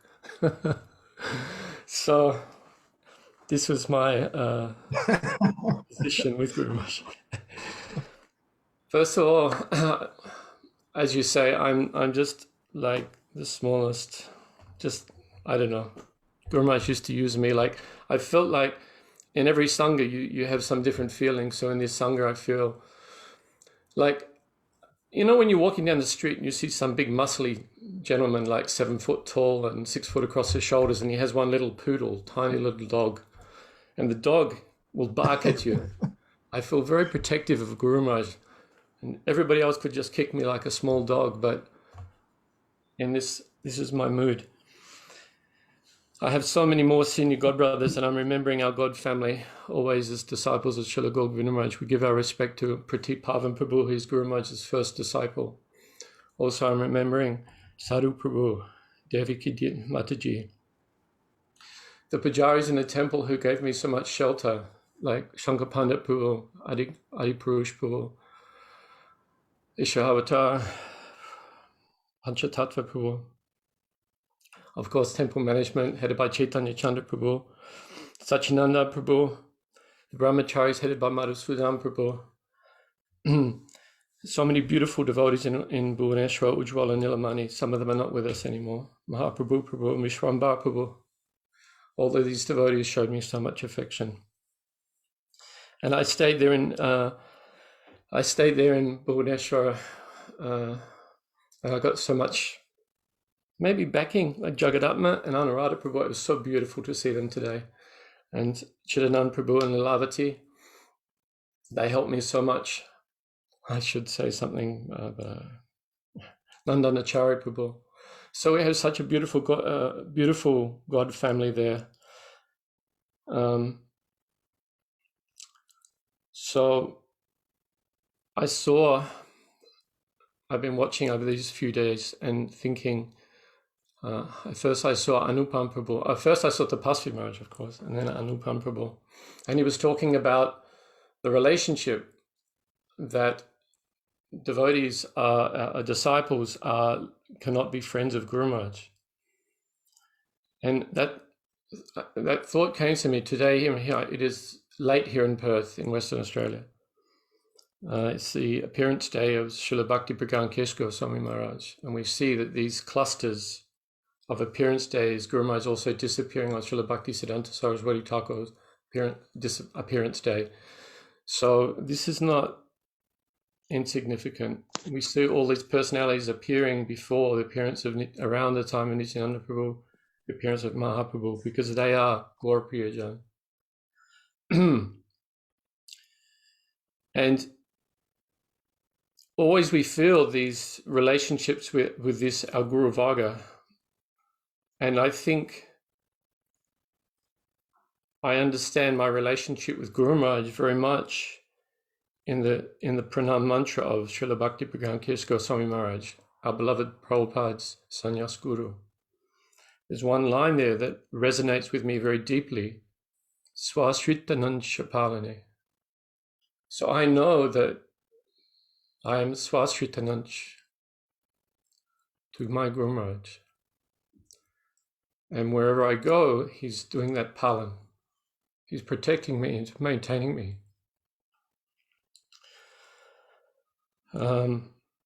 He picked me up in Australia. I first met the devotees in '86 or something. I'll quickly, I don't want to speak about myself, but I joined the farm in '89 in Moolumbar, and within weeks I met Lagudi Prabhu, who had stayed with Guru Maharaj and Bhagavat Maharaj. And he had this picture, that laughing picture of Guru Maharaj on his wall.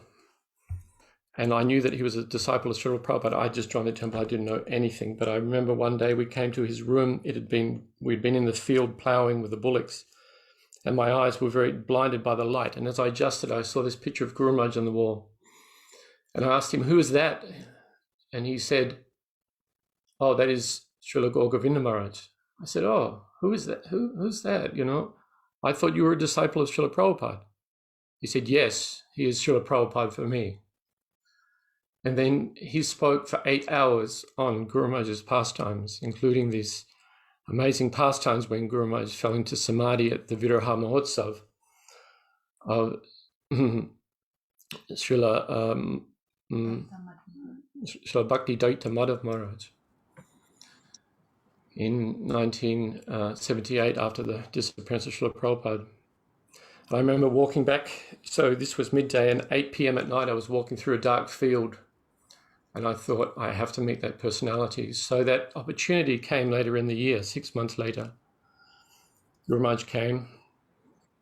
I heard from him. Immediately I was absolutely astonished at the incredible... He asked a question on Chaitanya Charitamrita and then spoke for 3 hours and came back exactly on the point. And I was absolutely astonished. And very quickly after that, I asked to become his disciple. He accepted me. Very simple. Guru Maharaj said to me at that time, he said, all you need is a bona fide spiritual master. He said, you must hear Hari Katha from the lips of a pure devotee. And like a crazy man, I went, and when I joined the farm there was Vaijanti Mala was in one house and Anurada Mataji was in the other house. Together I saw them today, it was so nice. And actually Vaijanti Mala's husband was the temple president, and I went to him one morning. I said, I'm just going to Sydney to hear from my Guru Maharaj. He told me I should hear Harikatha. And he said, okay. I was milking the cows in those days. So this is related to the Gokul Das. I was milking the cows. And I said, I'll come back after 2 days. And I just kept going. Sydney, Melbourne, Adelaide, Perth, Bhubaneswar. 6 years later, I remember Narada Muni, now our Tridandi Maharaj, he came with the Gurukul children about 92 in Bhubaneswar, and he said, I'm waiting for you to come back to Moolamba. I never came. So as I said, I travel. I was going to say one thing. The first class in the Brisbane temple, Guru Maharaj wrapped the cartels around his hands and he started to chant, Jaya Radha Madhava, Jaya Kunja Bihari. And then the devotees started to sing, Jaya Radha Madhava, Kunja Bihari. Guru Maharaj stopped, put the cartels down. And it was like, Lagudi Prabhu described Guru Maharaj like the most soft, gentle person, but when he sat on that asan, like a lion, he said, stop! Do you know what acharya means? Acharya means I lead, you follow. So this was my first lesson. It's to follow Guru Maharaj. Guru Maharaj was the acharya, as Maharaj was just saying so beautifully. So on that tour, we were recording all the classes.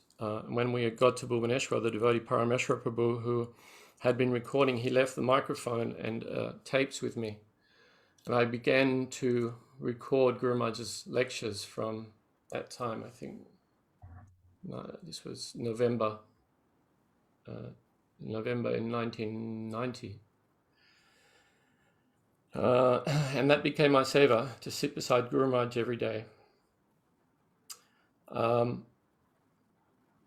What I found very soon, that if you sat beside Guru Maharaj and recorded his lectures, you would look out across the faces, especially if there's some Western devotees there. And one devotee, their eyes would come out of their head and their jaw would hit the ground. And you could see that Guru Maharaj was doing an operation on that person. And we used to walk, this was sometime later, obviously when we first got there, even the temple was not there, but later when the temple was opened, we would walk down the stairs, go to Guru Maharaj's room, and I got to know after some time that person would tap me on the shoulder and say, Prabhu, I've got to have that tape. So what I would, at that time, I then went, I had no money, I had nothing. So anyway, somehow I went to Guru Maharaj and said, can I have some tape I needed a tape player to make some copies. And he said, oh, so many people giving me, they're in the room. They wouldn't give me. Anyway, I purchased all these things. And in that way, we started a bit of a tape ministry. And then after some time, I started to transcribe the lectures like this. And then with Mahashakti Mataji, she used to type them for me. And in doing so, I used to research with the help of Prataparudra Prabhu. I learned Bengali, I learned Oriya, I learned Devanagari script. And we would try to compile the lectures. And so that I could, like this, I would make a bundle and I would put them and give them the devotees like a bundle. And that became known as Gopal Jew Publications. So at that time, after I took initiation Ram Navami 91 with Mathuranath Prabhu and Paramananda Puri Prabhu. And I got a visa, 5-year visa in England on that. I was actually on that Rath Yatra that Raghava was speaking about yesterday. It was in England, it went to Europe. And in the middle of the year, Guru Maharaj called me back, Rath Yatra time. There was no Western devotees there. So from that time, maybe the next 9 months, I stayed there. There was very few devotees until the next Gour Panim. I think I was the only brahmachari in the ashram. And then Gopinath Acharya, some Prabhupada disciples came. We used to stay in the back in an old construction hut, wooden hut with a cow dung floor. My seva was to milk the cows still. So you're asking about Gokul Das. So that first Gour Panim, I remember I went to a lecture in the Gurukul at Mayapur about on music, Gaudiya Kirtan.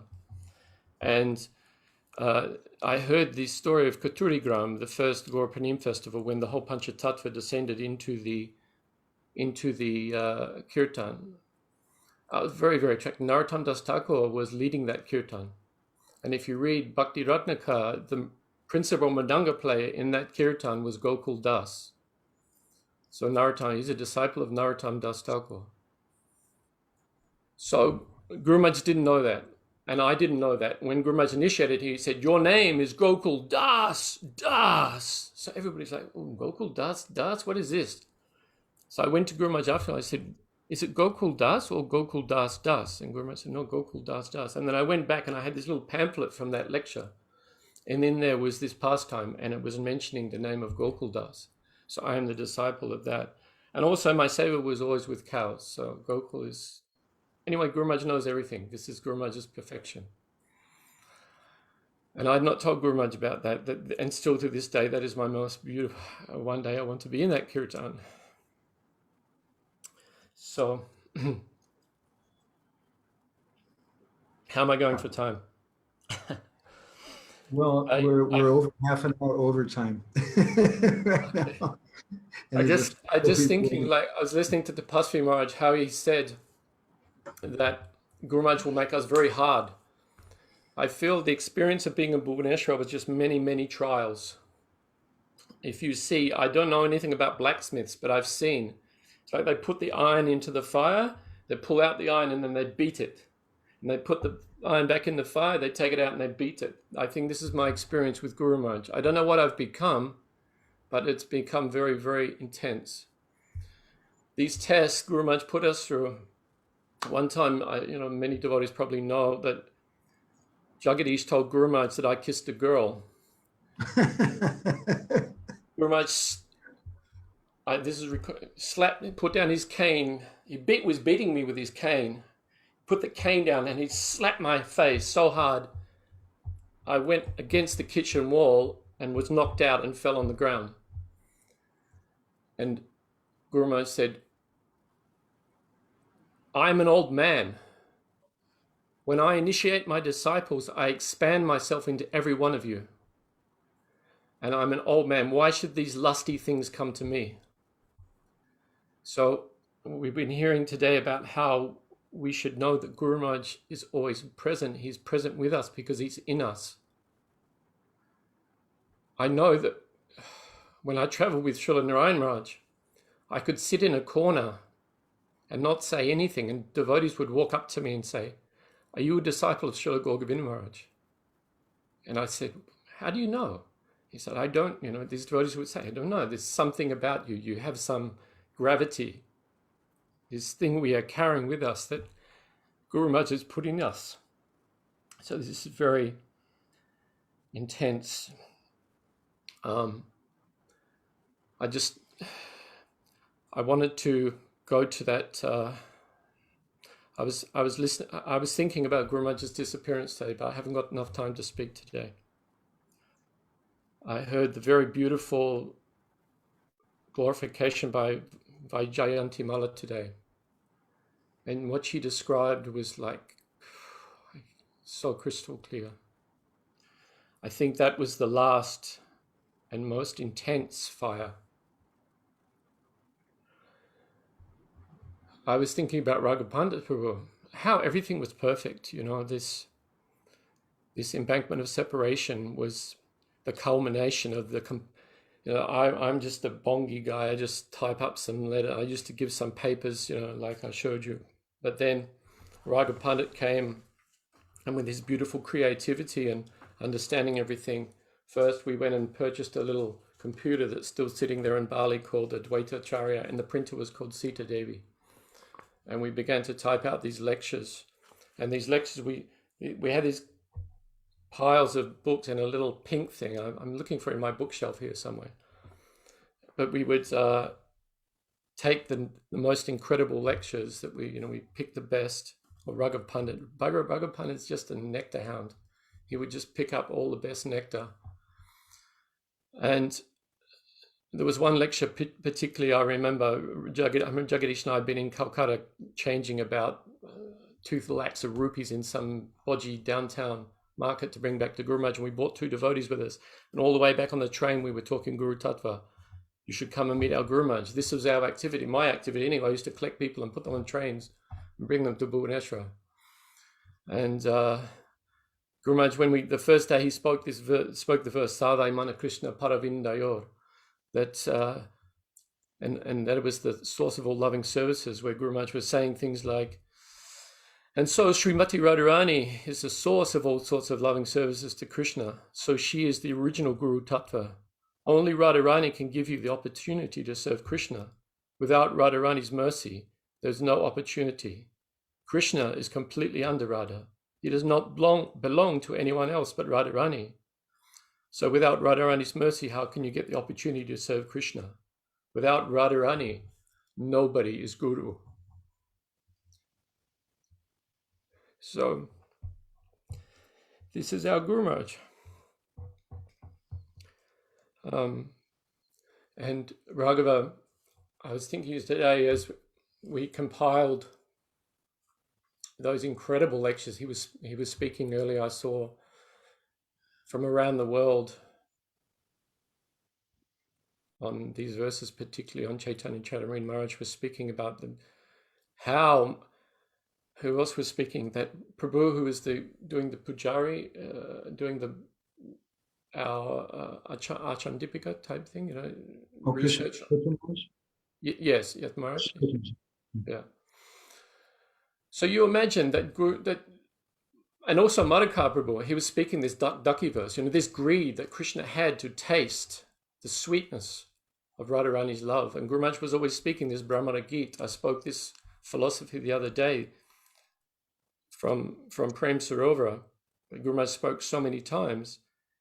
If we understand Guru Maharaj's mood, how we see Guru Maharaj through our ears, explaining Radha Krishna Pranay Vrikati Ladini Shakti Rasmat, how Krishna has accepted the duty and bhav of Radhika in order to taste her moods.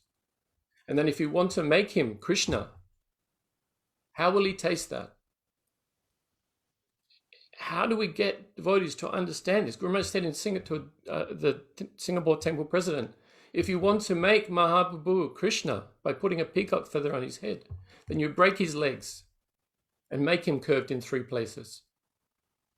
How strongly Guru Maharaj was speaking and getting to just understand is Guru Tattva, Gora Tattva, Nam Tattva, Jiva Tattva.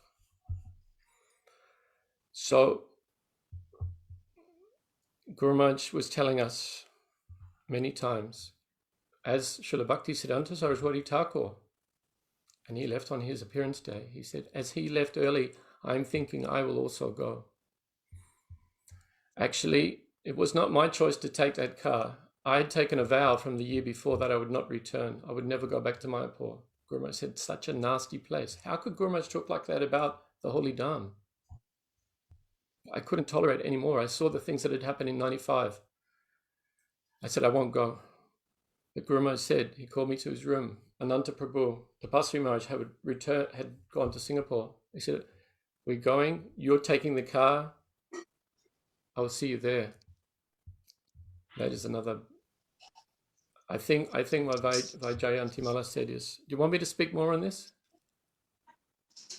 Have we time? Please do. I'll say quickly, but Guru Maharaj said, you take the car. We drove to Ramuna, in the place of Rasikananda Prabhu, where his disciples all left at the time. His samadhi is there in Ramuna, surrounded by all of his disciples. Next morning, we drove to Kolkata, and Guru Maharaj was delayed. The plane was delayed. He came out into the car. I had an 18-year-old wife. She's still here, luckily. She's no longer 18, though. Last drop of Guru Maharaj's mercy. She was the last initiated disciple of Guru Maharaj. And I left her on the side of the road and drove off. I left her with Ilabhati Prabhu. She said, bye. Guru Maharaj said, 20 minutes later. Guru Maharaj told me 20 minutes later we're in the car driving. So I left her on the side of the road in Bhubaneswar. I don't know how we stayed married. Anyway, it's so much pastime. You could tell even before that how we came from Malaysia and dreams that Guru Maharaj told us to come. But anyway, we drove Ramuna. We got to Kolkata that night. We went into the hotel room. I took Guru Maharaj's bags, and Guru Maharaj had told me, you take the car, you're in charge of the car, you stay with the car. So I was going out to the car to go and sleep in the back. And Guru Maharaj said, where are you going? I said, I'm going to the car. And Guru Maharaj said, no. Pointed right beside his bed. There was like a 1.5 foot space beside his bed in the hotel room. He said, you're sleeping right here. And I knew something was happening. So next morning we went to Mayapur. Everything was set up. Next day, Guru Maharaj called me to his room. He told me, don't park the car anywhere anybody can see. He said, so many envious eyes are there. So he said, you take the car, go to Kolkata. But I'm always like, it's just hopeless disciple. I never listened to anything Guru Maharaj told me. So I said, no, I have a friendship with the devotees from Sripad Bhakti Swarup Damodar Maharaj in Navadvip, in the Manipuri Mat. They have a garden, so I'll take the car there and I'll park there. Won't go so long, but I was asleep. That day was Srila Bhakti Siddhanta Saraswati Thakur's appearance day, and I was reading. I'd gone to Yoga Pit the day before. I was doing some research actually based on a lecture that Dr. Fakir Mahan had told me about, that in Kali Yuga, Guru must accept 2 types of disciple, Asur and Sur, divine and demoniac. And I was trying to find some references to these lectures in the books of lectures of Srila Bhakti Siddhanta Saraswati Thakur. And I'd taken prasad, midday prasad, and I just took a little rest. I was thinking, from the time I took rest until we arrived in Bhubaneswar the next day, I think 24 hours more, I didn't sleep. Maybe 2 hours in the car, coming back. But I was lying in the back of the car reading, and my wife appeared. She was 18 years old. She was telling me today, I'd never been across the Ganges. I didn't know what Bhubaneswar was. I mean, Bhubaneswar, Navadvip. So it's a long way through, like 2.5 kilometers, I think, to where we were. So somehow she made her way there with Chandrakala. She said, Guru Maharaj is calling you. You must come quickly. Madhavananda has been thrown out from the temple. He's been distributing this Nityananda's appearance day. He's distributing this dangerous magazine. Who said that? Guru Maharaj, you had been thrown out from the temple, and I was told to come back and collect you. Who told you that I've been kicked out? Because I was never kicked out. Guru Maharaj told me. That's the message I got. Madhavananda is to come. I went to Guru Maharaj. Guru Maharaj said, you find Madhavananda and you take him back, he will stay with you. Really? Because I spoke to Guru Maharaj about it, and he never said anything about me leaving or anything at all like that either. Anyway, one. That's what Guru Maharaj told me. That's why I'd been called back. I'd been called back to collect you. So I went in. There was some darshans going on. There were some darshans going on. Some devotees came from the Sankirtan bus from Vrindavan. That was the bus that you went back to Bhubaneswar in. And they were Oriya devotees, because many devotees joined in Orissa. And Guru Maharaj said, if you don't like to stay here, a little touristy, you go Mayapur, Mumbai, Vrindavan, any place where there is nice prasad. But if you want to stay in Bhubaneswar, it's Rani dal and one sabji. Many left, but they were still in so much affection with Guru Maharaj. So they would come every year to have darshan. So I'd gone inside. I went out to meet these devotees. I was standing at the door, and then Bhakti Rupa came with Chandrika and Vajayantimala. I was waiting for you. I was waiting for Madhavananda. And then I heard what Vajayantimala said. Inside I could hear Guru Maharaj screaming, Gopi, Gopi, Gopi, Radhe! Like very loudly. Screaming, and I was looking through the window. What's going on? What's going on? And then all of a sudden, the door burst open, and Vajayantimala came, Chandrika came, and just Bhakti Rupa came afterwards. And I looked at Bhakti Rupa and I said, what's going on? And he smiled. He's like, Bhav. And I remember turning to Guru Maharaj. He was holding his neck beads like this. Said, Nam Koro. And he fell back on the bed. I ran in. We were holding Guru Maharaj.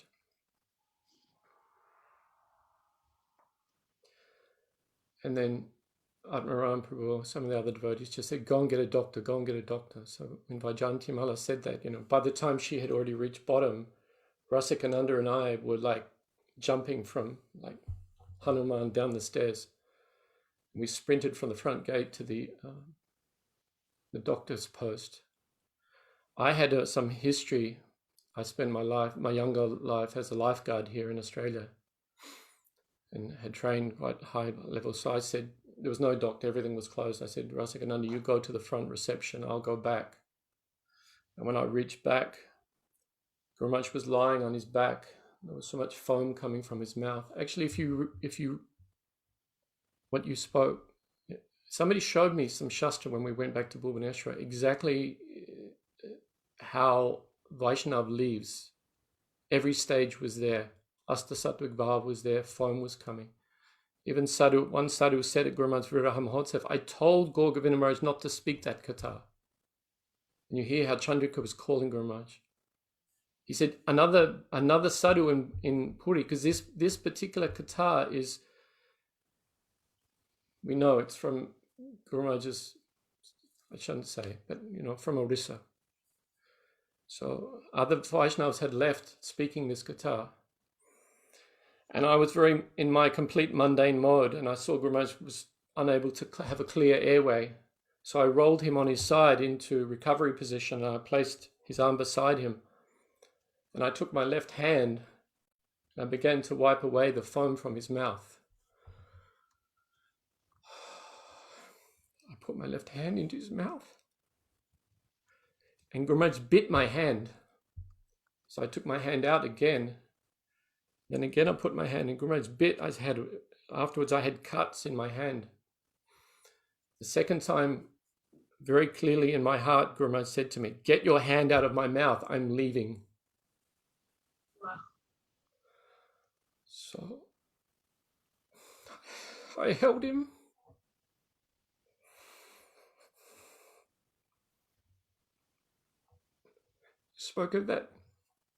You spoke about that doctor who, what his name was? Damodar Swarup. Damodar Swarup came with Bhakti Rupa. I also took Guru Maharaj's carotid pulse. I never felt a pulse like that. Like, you say like fibrillation, just his whole body was incredible. And they yelled at me, and the doctor came and held it. And like you said, Damodar Swarup took Guru Maharaj's pulse by the Ayurvedic star. And they said, go, get the car. We'll take him to the hospital. Everything will be okay. Don't worry. I remember him saying to me, don't worry. We'll take Guru Maharaj to the hospital. Everything will be okay.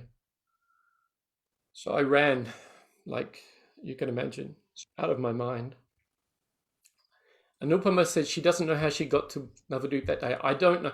This was 8 o'clock at night. Everything was pitch dark. I had no rickshaw. I don't know how I got across the Ganges. There's no boats at that time of night. Somehow I got across the Ganges, and then I was running through Navadvip and there was no lights. There was just darkness. And I arrived there and I went, there was a big gate. I opened the gate and went to get the car, and we lost the key. And so for 1 hour, 2 hours, I went inside. Bhakti Swarup Damodar Maharaj came out with all the disciples. We broke the back lock trying to open the car. And we gave up. Okay, we'll go in the morning. We'll see. Guru Maharaj will be okay. Because I didn't know what had happened. So I came back out, and in the grass in front of the gate, the car key was there. So when I'd taken the gate key out, the car key had fallen in the grass. And somehow by the torchlight, we found that key, we grabbed it, and I drove that car like, have you ever seen a rally car driving? A lot faster than that. I was overtaking trucks on the left side, right side. We came all the way around into Mayapur. As we drove in, you see light coming out from a room. There was beams coming out.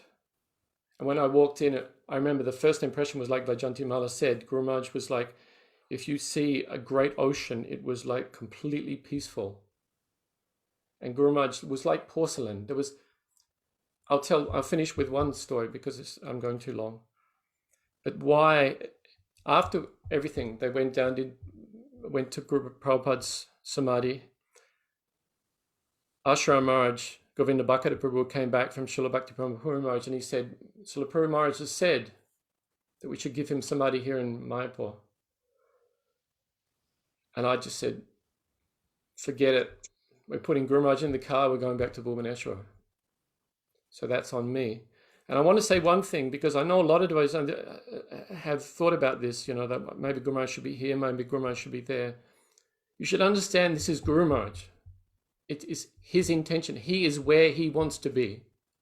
He wants Madhavananda today to do this.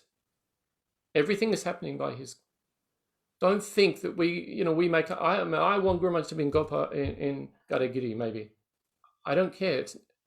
Guru Maharaj has made his decision. So he's where he wants to be. When we were driving, we left midnight, and 4 hours we arrived. I just want to explain this nice pastime. I think the devotees will appreciate. When we were passing the Kolkata airport, the devotees had all fallen asleep. It was 4 o'clock in the morning. I had the lights on in the car, and they were reflecting off the wall beside the airport. And as I looked into the rear vision mirror, I could see Guru Maharaj's face with every intimate detail. We had sat him on the middle with his feet like this, and his feet were beside my chair. I was massaging his feet all the way. They were warm. No. Jagadish was in the car. He was saying very clearly, no, Guru Maharaj is just in Samadhi. He will come out of Samadhi. He's done this before. Don't worry, we'll get back to Bhubaneswar. Everything will be okay. But I remember looking in the rear vision mirror, I could see Guru Maharaj clearly. But and Atmaram Prabhu was sleeping on one shoulder, and Jagadish was sleeping on the other shoulder, and Lila Avatar was in the back, and they were all black. But I could see Guru Maharaj. I was like, I looked back, and I could see Guru Maharaj, because it was his face was in the rear vision mirror. And why is that? And I turned the lights off, so just the parking lights were on, so I had no reflections or anything. And Guru Maharaj's face became even more clear. So I think he was self-effulging. So when you looked at him, you couldn't see any of the marks on his face. It was like porcelain. It was like Vajayanti Mala described. He was just glowing, self-effulging. So many more things I can speak. But I think this was like, as I said, the final fire. I remember as we arrived in Bhubaneswar that afternoon, so 12 hours later we arrived in Bhubaneswar, and we went past the Vishwavidyalaya, the university, just maybe 2 or 3 kilometers short of the temple, and the whole of Bhubaneswar had come out, and devotees were just throwing themselves on the car. I remember Mahashakti said to me after I pulled up, I couldn't move for about an hour. I just sat in the driver's seat for an hour. Afterwards, everybody was moving here and there. I've never been more emotionally, physically, spiritually, such a trauma. It's good I don't speak so much, but that pain will never go away. That's my greatest treasure.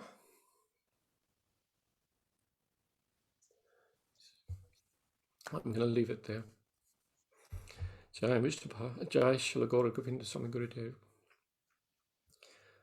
I wish I could speak more. You could speak days, hours, years. Hare Krishna. I think everybody would be very, very happy if you did. There's so many devotees making comments. You've really touched everyone's heart. I really appreciate it. And so many details that I didn't know about the trip back.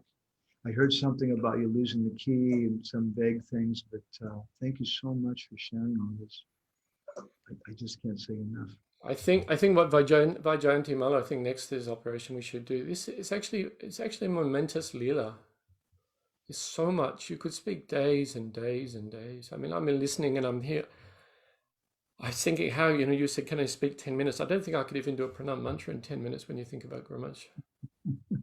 You should help us.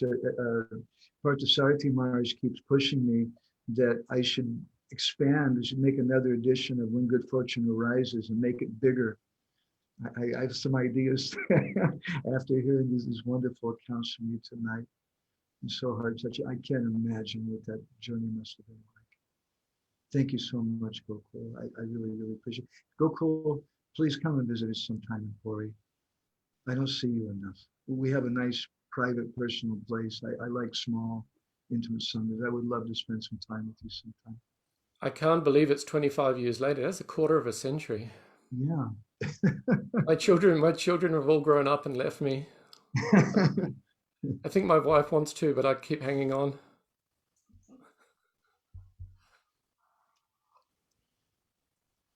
Hare Krishna. You come with your wife. It's okay. And actually, even something, I'll tell you a secret which will make you very inspired to come. Just about halfway between Puri and Konark is a shop on the right side of the road as you're going to Konark, which rents surfboards.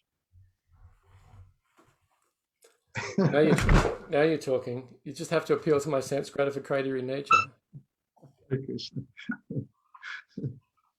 Thank you very much, my friend and brother. I want to finish. We're getting really late, and I think we're going to jump over one speaker. And I want to ask my dear friend Chaitanya Charan Prabhu if he can say a few words. I don't think Chaitanya Charan Prabhu had any relationship, any physical association with Guru Maharaj.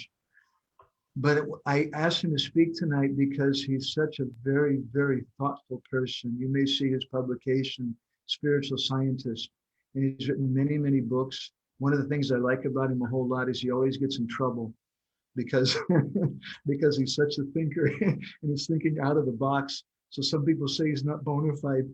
Anybody who says someone's not bona fide because they're thinking, that's somebody I want to be friends with. So Chaitanya Charan Prabhu is such a person. And if you can just say, I know it's a pretty impossible act to follow after Gokul Prabhu's thing, what can you do? But it's still, if you could just express just a few thoughts, I don't know, appreciation of Govinda Maharaj's mission, his teachings, his life story, or any impression you have on some Guru Tattva, whatever you would like, Prabhu. And then after you, I think I'm going to ask Pushkaraksha Prabhu to finish things. So, Chaitanya Chandu, can you chat with us tonight? Something? Can you share something? You have to unmute yourself. Oh. Yeah. Am I audible now, Prabhu? I'm unmuted now. Yes, Prabhu, I can hear you. Thank you. Thank you very much for joining us tonight, Prabhu. Thank you very much for giving me this opportunity. I had never heard about the departure of Srila Govinda Maharaj in such heart-wrenching detail. Thank you for sharing that also, Govindas Prabhu. Om Ajnanatirmirandasya Jnananjali Shalakaya Chakshurunmilitam Yena Tasmai Shri Gurave Namaha.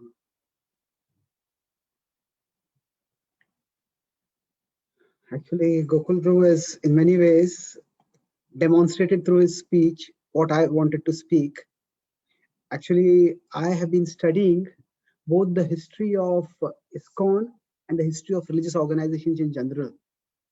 And as I studied this more and more, it struck me how His Holiness Gour Govind Maharaj had enormous impact on the stability and the fidelity of our movement in a way that has not really been appreciated. As Madhavan Prabhu expressed, that it was one of the greatest misfortunes of my life that I never had the opportunity to personally associate with His Holiness Gour Govind Maharaj. But from what I have read his books and I've heard his classes, what struck me about him the most is what I have also learned from studying religious traditions to some extent, is that there is authority that comes by faithfulness and there is authority that comes by saintliness. And Gour Govind Maharaj, after the departure of Srila Prabhupada, when our movement went through many extraordinary difficulties, and there are hundreds of ways in which Lord Chaitanya Mahaprabhu's and Prabhupada's legacy could have ruptured and ended. Of course, it wouldn't end because Lord Chaitanya has a plan, Prabhupada has a plan. But that plan is executed through their dedicated servants. And Gour Govind Maharaj embodied this authority through saintliness. We all strive to be faithful according to our capacities, and that's vital.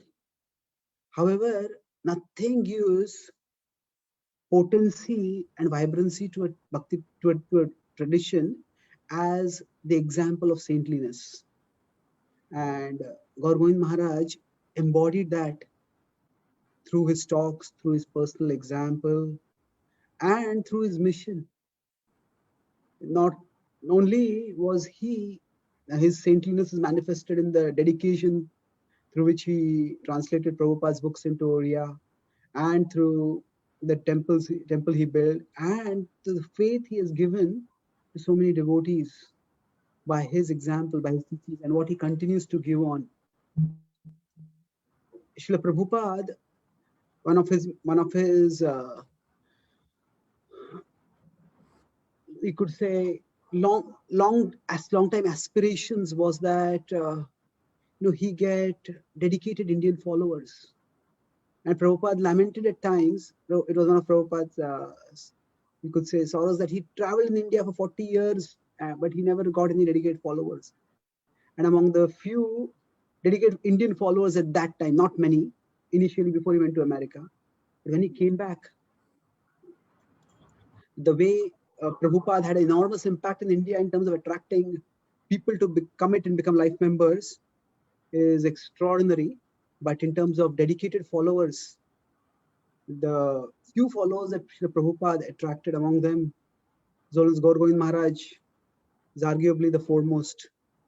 And for me, I have got a glimpse of Maharaj's saintliness and potency through my association with Madhavanand Prabhu. He has been a person who has been both an extraordinary example of both devotional rigor and intellectual rigor, by which he has helped me balance. He mentioned kindly that I get myself into trouble at times. But how to be devotionally faithful and intellectually honest? That is a tension which he has expertly navigated, and in the association, I have also learned to navigate. And I pray to His Holiness Gour Govind Maharaj on this day that the example of authority through purity, through saintliness, which is manifested, that stay forever in my heart, and I can follow in some small ways in this glorious mission that we have all been given, and that I can make some contribution in some small way.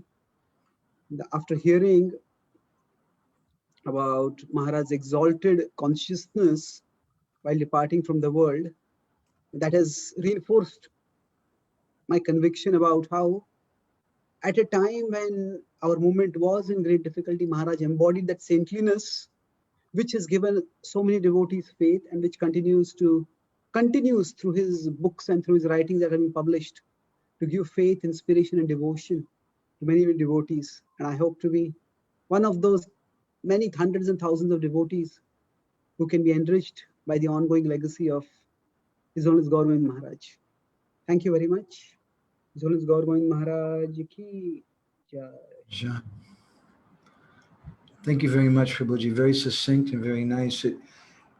One thing I'm getting from your words that's really touched me is speaking about how to navigate the institution.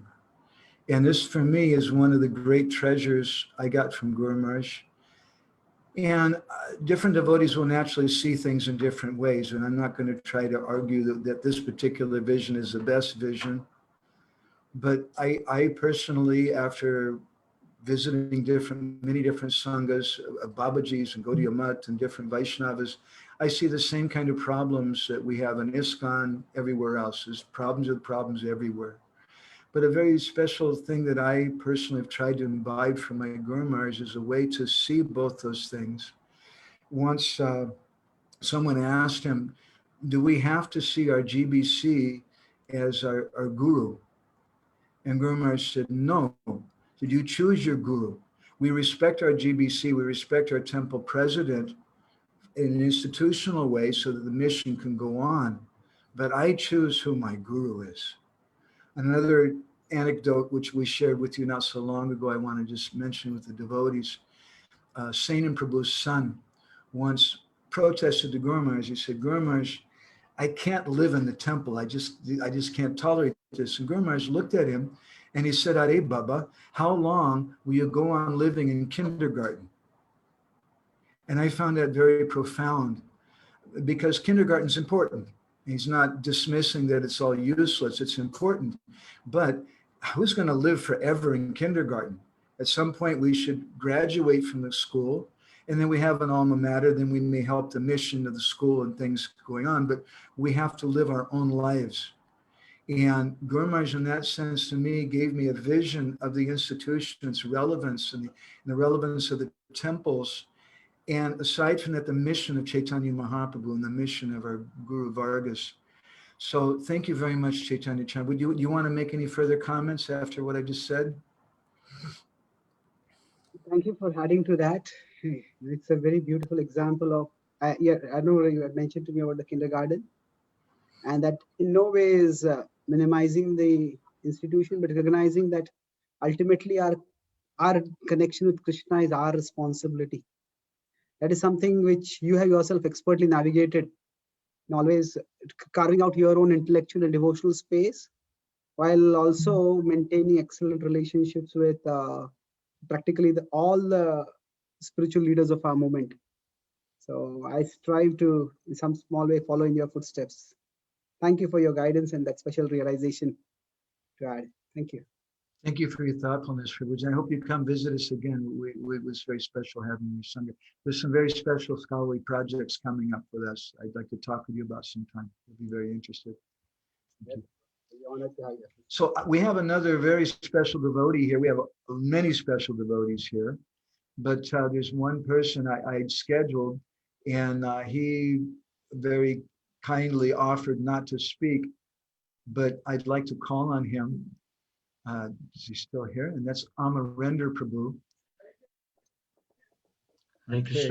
Amarendra Prabhu is a disciple of Radha Govinda Maharaj, and he's someone I have a lot of hope for, a lot of appreciation.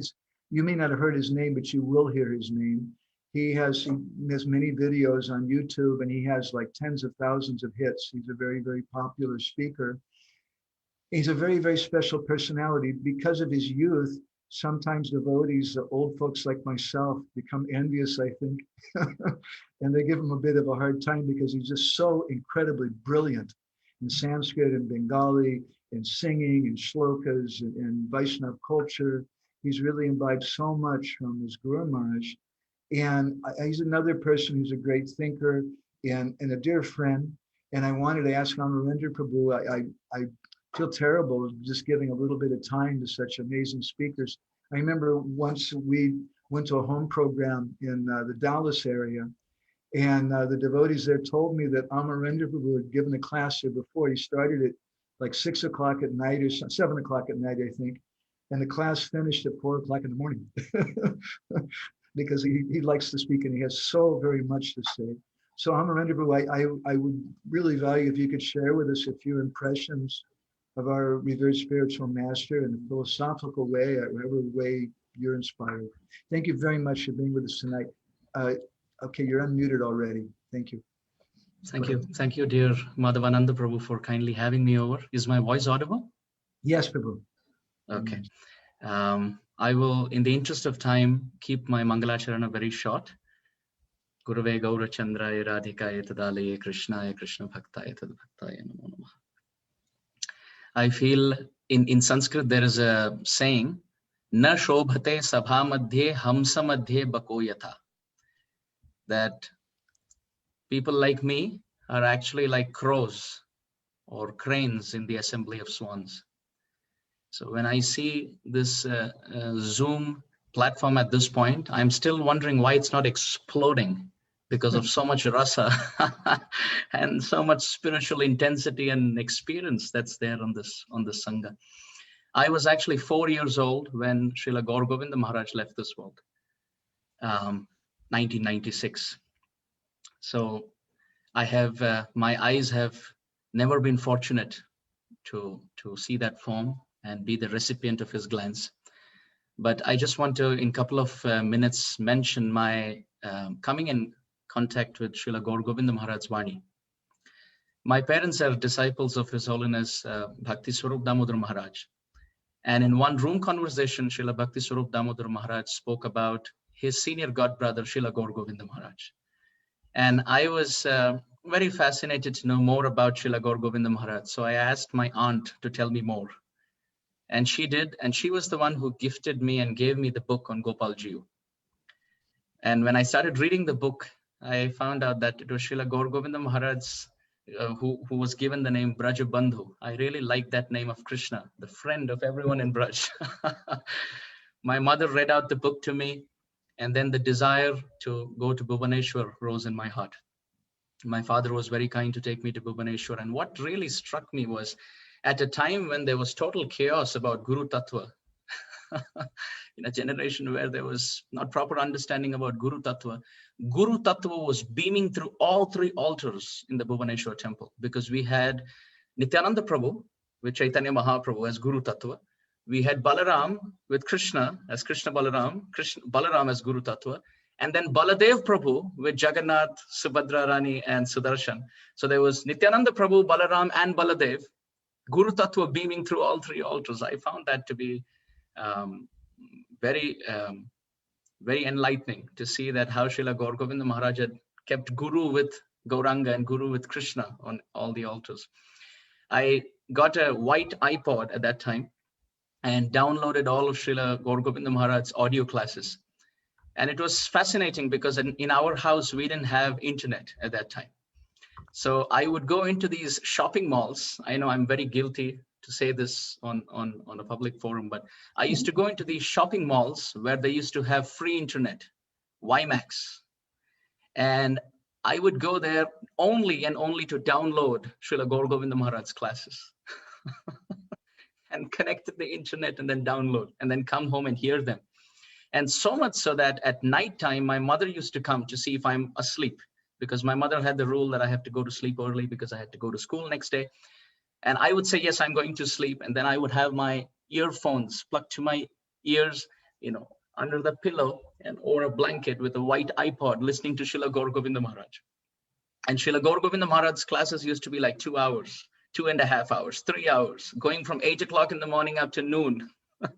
And it was fascinating for me to see this culture of having bhajans for like 30 minutes and glorification of Srimad Bhagavatam for like 45 minutes, and then coming to the verse and then opening up the purport line by line for like 2 hours.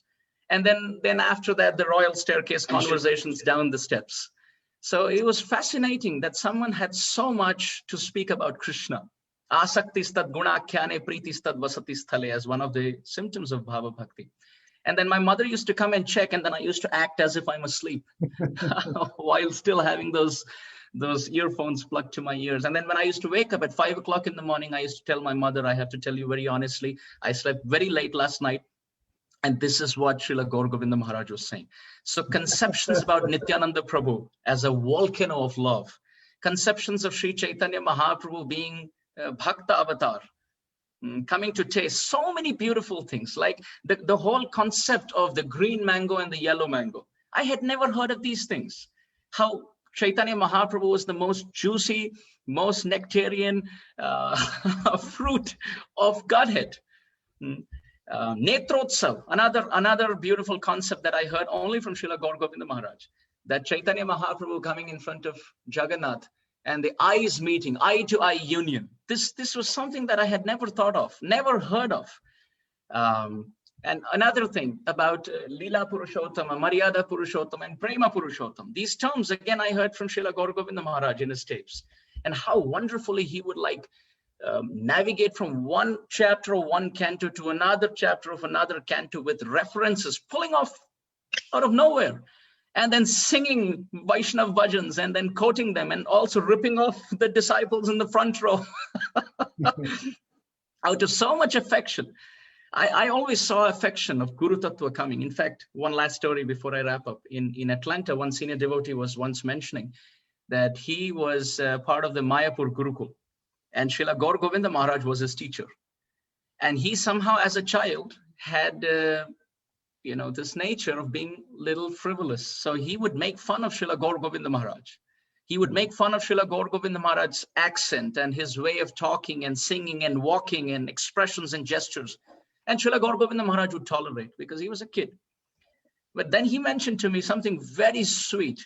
He said, one day as I was walking and playing around, Srila Gour Govinda Maharaj called me and said, Baba, come here. So then he said, offer obeisances to me and touch my feet. So he was standing with folded palms, and Srila Gour Govinda Maharaj said, you make fun of Vaishnav, you will get Vaishnav aparad. Maya will hold you by the throat and push you into another mother's womb. I can forgive you, Baba. You offer obeisances, I will forgive you. And then Maya will not touch you. So, and then he offered obeisances, and Gour Govinda Maharaj blessed him. So, and laughed and blessed him. So what I see there is so much affection.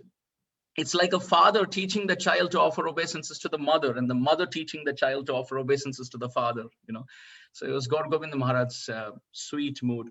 So in this way, so many beautiful things that I personally want to offer as flowers of gratitude, stringing them to a garland at the lotus feet of Srila Gour Govinda Maharaj. And finally, I just want to say that Viraha Mahotsav, Srila Vishwanath Chakravarti Thakur defines Viraha. We generally say Viraha is separation, but Srila Vishwanath Chakravarti Thakur says V means Vishesha Rupena, in a very special way. And Raha means Rahasya Milan, to meet, in a very confidential way. So V means in a very special, condensed, in a very confidential, special way. And Raha means Rahasya Milan, to meet. So externally there may be separation, but in the heart of our hearts, there's confidential meeting with so much love and so much appreciation and gratitude. So to His Divine Grace, Srila Gour Govinda Maharaj, I sell myself as a slave, lifetime after lifetime, for how much His Vani has given me. I have never been able to see His form through my eyes or be the recipient of His glance. But I think His classes, His Nityananda Kirtans, 3-3-hour Kirtans, Daya Koro More Nitai, Daya Koro More, Agatira Gati Nitai, Sadhu Loka Bole. All of these things move in my consciousness when I think of Srila Gour Govinda Maharaj, like rocking and rolling on that Vyasasan, roaring like a lion. So I'm very grateful to all those devotees who recorded those classes, recorded those kirtans for a generation like me who were born after Srila Gour Govinda Maharaj's manifest pastimes. Thank you, Madhavananda Prabhu, for including me, including a crow in the assembly of swans. Thank you so much. Thank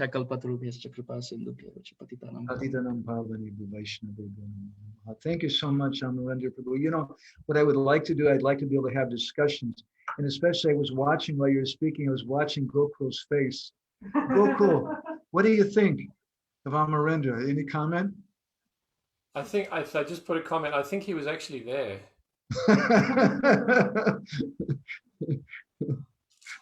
Pretty amazing, isn't it? This is our hope. Raghava was saying this again and again. Like, we keep meeting devotees like this, where they just. I come across devotees lying in temples, and they're just lying there in their cots, and they've got an earphone hanging out, and I can hear Guru Maharaj's voice coming out of these headphones, and I think, wow, we were it's actually not us doing this, but somehow we recorded very nicely all those classes, and it makes us so glad that people are still listening and getting so much power and Shakti from that. Amarendra, you should be offering your pranams to Gokul because he's the one who recorded so many of those classes. I feel like renaming my name on Zoom as Gokul Das Das Anudas. Thank you so much for taking part. I know somebody here who may be a little bit concerned. That's our dear godbrother Pushkar Akshay Prabhu, because he was supposed to finish at 8 o'clock at night. So as we've been saying sometimes, don't mind about the time, just pretend that we're live streaming from India. So I'd like to request Pushkar Akshay Prabhu to say something. For those of you who don't know, when Guru Maharaj first went to Europe, I think it was 1985, there was a young man named Bhakta Patrick, please correct me if I'm wrong, who was living there in France, and sometimes he was translating. He studied English, he was a learned person, he knew French and English both, and he began translating for Guru Maharaj and had a very special relationship, and he became Guru Maharaj's first Western disciple, and he's a very dedicated, dear godbrother. I had the good fortune, he had the misfortune. It was my good fortune of living in the same room together for about 6 months here in the Bhubaneswar temple. And it's nice to see you again, Pushkar Akshay Prabhu. So our time is so late that we just had to break the rules tonight. And please share something with us of your feelings, your memories, your realizations of Guru Maharaj as you like. Thank you so much for being with us. I'll get out of the way now. Hare Krishna. Hari Bol. All glories to Srila Gurudev and Srila Prabhupada. Namam Vishnu Padaya Krishna Prashtaya Bhutale Srimate Gour Govinda Swami Niti Namine. Namam Vishnu Padaya Krishna Prashtaya Bhutale Srimate Bhaktivedanta Swami Niti Namine. Namaste Sarasvati Devi Gauravani Pracharine Nirvishesha Shunyavadi Prashchatya Deshatarine Om Gyanati Mirandasya Gyananjana Shalakaya Chakshurun Minitam Yena Tasmai Shri Gurave Namaha Mukam Karoti Vachalam Pangum Langayate Girim Yat Kripa Tamaham Vande Shri Guru Vinatari. Well, speaking after so many eloquent speakers, and sadhus, and devotees with full of love, I mean, it was very moving, and I feel pretty unqualified, My qualification could seem to be the first, Western disciple or devotee to have been in contact with Gurudev, but that's no qualification at all. It's just my good fortune, It so happened that I joined ISKCON in 81, actually, after reading Prabhupada's books, and I'd been searching for my Gurudev for about 5 years, and I turned off the offer to become a disciple of the local zonal acharya at the time. And I'd been in contact at some point with Hari Vilas also and other senior Prabhupada disciples. And there was all this guru issue, New Vrindavan meeting in 84 and all that. So the guru reform Ravinder Swarup, etc. So I studied all this, and I had some doubts about the first 11. And finally, I made up my mind that none of these 11 would be my guru. So I was attentively watching who would be allowed to initiate, in the line of Srila Prabhupada, because it was my condition, my precondition to become a disciple of Prabhupada, a pure devotee in the line of Prabhupada. So actually, Krishna made the arrangement that I could be there when Gurudev arrived in France on the occasion of his first trip to the West in 1985. And I had been offered the service by the local temple president in a castle we had near Paris at the time, to be the servant and assistant of Guru Maharaj during his stay in France for a fortnight. And that was my great fortune. So when Guru Maharaj arrived, nobody was there to greet him, actually, and I greeted him with prayers, and singing, as it was the practice at the time when... Pushkar, this was Guru Maharaj's very first time he ever left India and went to the West, right? Right. Yeah, it's 85. It's confusing. He'd never been to the West before, very first time.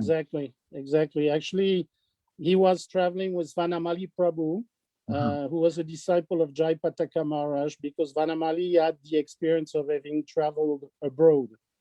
And none of Srila Gurudev's disciples, because he had initiated local disciples in 85, same year, so he just became Guru, officially allowed. A batch of local disciples, or Oriya God brothers, became initiated, and then he traveled during the summer, that following summer. So I greeted him, and with some little kirtan, and then I served him during his stay, and afterwards I went to New Mayapur with him, and so we struck a relationship, and very soon, after just 2-3 days, I could make out he's my guru. He's who I've been waiting for so long, So I expressed my desire, and he said, yes, you come to India, and I will initiate you. So I'm trying to make it a long story short due to time, but so in the meantime, I became engaged with Yamuna Devi Dasi. So actually, when I came to India in 86, both of us got initiated in Kamakya Nagar in 86 on Ram Navami. And Yamuna became his disciple as well, So I wanted to say a few words about Yamuna Devi Dasi as well, because that is my glory, so to speak, to have been her husband and god brother, and to have served her. And why do I say that? Because Guru Maharaj declared that when she passed away, he said, my guruship is now successful because one of my disciples has gone back home, back to Godhead.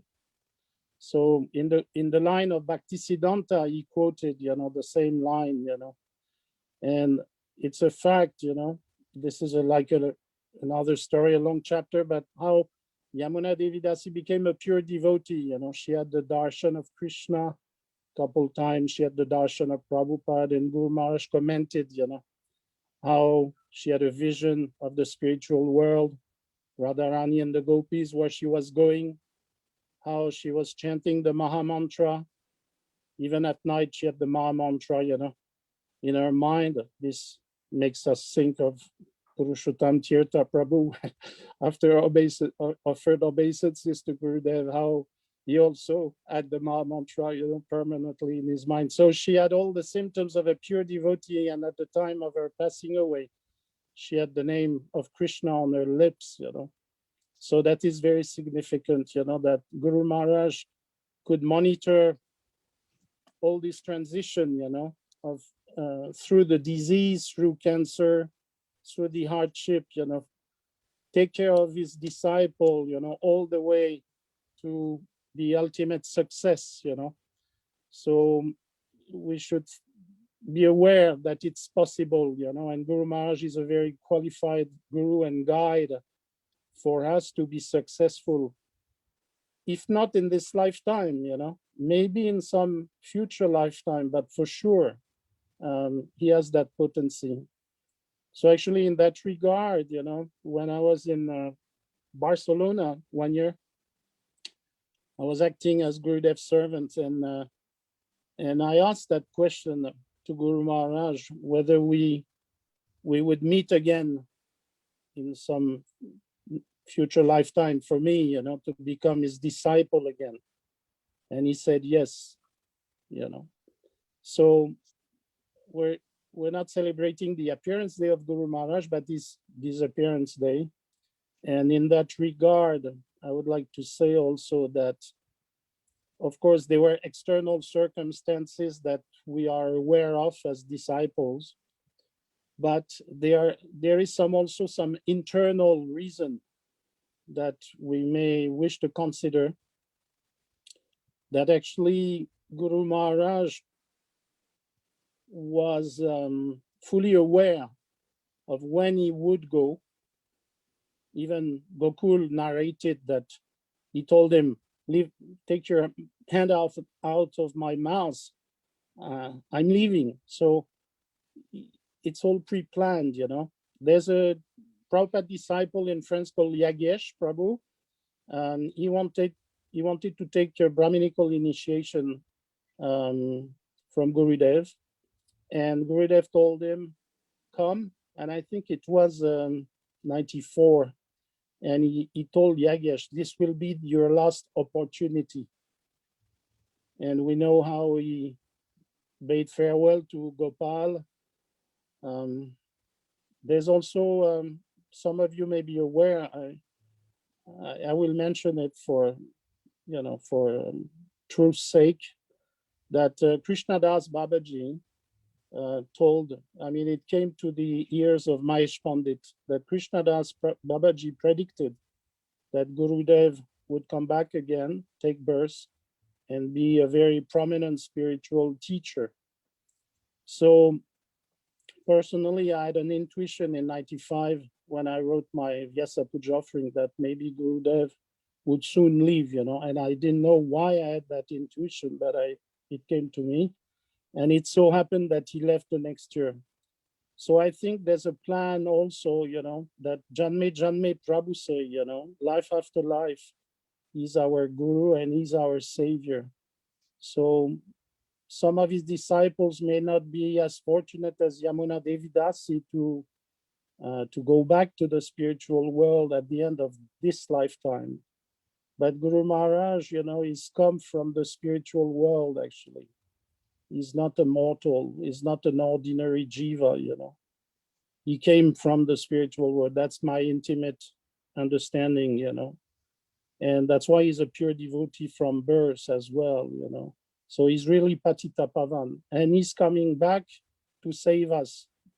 And it's for us to take up this opportunity, you know, to seize this opportunity to finish with this material world and this material life, you know, and these material attachments. We have to finish. And Gurudev is there to take us, you know. And I don't know if I should mention, you know, but Gurudev, you know, appeared to me in a dream when I was in Bhubaneswar in 94, you know, and he was welcoming me in the spiritual world. And he was in his transcendental form, not the form that we know of, but his Nitya Rupa. And I could recognize him, you know, from the heart. And I was jubilant and I was saying, he's my guru, he's my guru, he's my guru. So we have to be very hopeful, you know, that all the devotees who are faithful to Guru Maharaj and who have that loving bond, you know, the rope of love, as he used to say, you know, who have that loving bond with him, we are to be part of his eternal Sangha in the spiritual world. in the entourage of Srila Prabhupada as well, of course, because he's serving Srila Prabhupada eternally. So this is like a group in the spiritual world, you know. And of course, there are other groups, and we cannot say one group is better than another, but at least, you know, it's a heart to heart, you know. It's whoever is occupying your heart is your main guru. We may learn from other sources, but whoever we're the most in love with, that will be our guru in the spiritual world. You know, we're eternally servant of our Guru Dev, you know, for those who choose to. So I would like also to say a word to conclude, you know, that there's no, you know, when Ramananda Roy is interacting with Sri Chaitanya Mahaprabhu is asking, of all kinds of distress, what is the most painful? And Ramananda Roy replies, apart from separation from the devotee of Krishna, I know of no unbearable unhappiness. So on one hand, we have this viraha, this separation, and the pain of the separation. And I can imagine the pain that the devotees have gone through, those who were present. And when I learned the news, you know, I was in France and I was devastated as well. But in a sense, I felt that it was, in a sense, good for me not to have been there when that happened, because how could I have borne the pain, you know? I know Sachinandan Prabhu, for instance, you know, he told me that he couldn't speak for nearly 6 months after Guru Maharaj departed, you know. Such was the bond of love in between them, you know. You can imagine Sachinandan Prabhu being the first practically disciple to have served Gurudev from a young age, you know, riding on a bicycle, you know, with Guru Maharaj, you know, when he was like 17, you know, being present when Prabhupada came in 77, you know, in Bhubaneswar to lay the cornerstone of the temple. So this is a bond of love, and we feel the separation, and that's how the love increases, as Gurudev explained also, how Krishna disappears from the vision of the gopis to increase their love and attachment. So certainly Guru Maharaj also did that, but he left in a timely manner, quotation marks, before us, so that in our next lives, for those who will be concerned, you know, he can still act as our guru and have a, you know, be a little older than us, obviously. So it's all part of the plan. And now, I suppose now our goal is to bridge the gap. Like Amarendra Prabhu explained, there's also union in separation. And that is our goal, you know, and through love, and even in a practical way, actually, Guru Maharaj is still present and still capable of guiding his disciples, his faithful disciples, those who want to depend on him. And he can correct them, direct them, give them instruction. And I'm sure some of us have direct experience of that. So this is, again, an eternal bond that's not stopped or hampered by physical absence. So hopefully we will all make it sooner or later. We will meet in the spiritual world. We have to understand we're part of an eternal Sangha, eternal spiritual family, and that's beyond our physical differences, cultural differences, ethnic differences, etc. You know, we will all. And Prabhupada said to his disciple, when you will go to the spiritual world, you will recognize each other. So even though we may have different svarup, obviously, we will recognize each other, and we will be joyfully and blissfully serving together at the lotus feet of our Guru Maharaj. Srila Govinda Maharaj ki jai, Srila Prabhupada ki jai. go permanently. Hari Hari Bol. Thank you very much, Pushkaraksha Prabhu. You give us a lot to think about. Haribol. Reminded Dhanyavad me pranam, also- Prabhuji. Hare Krishna. Haribol. Dhanyavad. Any comments you want to offer, Raghava? Oh, I'm just so wonderful. Happy to see Pushkaraksha Prabhu speaking and sharing from his heart, you know, like honest, heartfelt offering and memories, and so much detail that we don't know, that we can't read, we can't see it in a chat, but when we speak and hear and remember, it's a great moment of joy and good fortune, really. So thank you so much. This is wonderful. Thank you, Prabhu. Thank you too. Hare Krishna. Jai. Everybody, Gokul Prabhu, thank you so much. It's I just wanted to share with Pushkaraksha Prabhu. I was sitting in Guru Maharaj's room with him when Guru Maharaj was chanting to Jamuna over the phone when she left her body.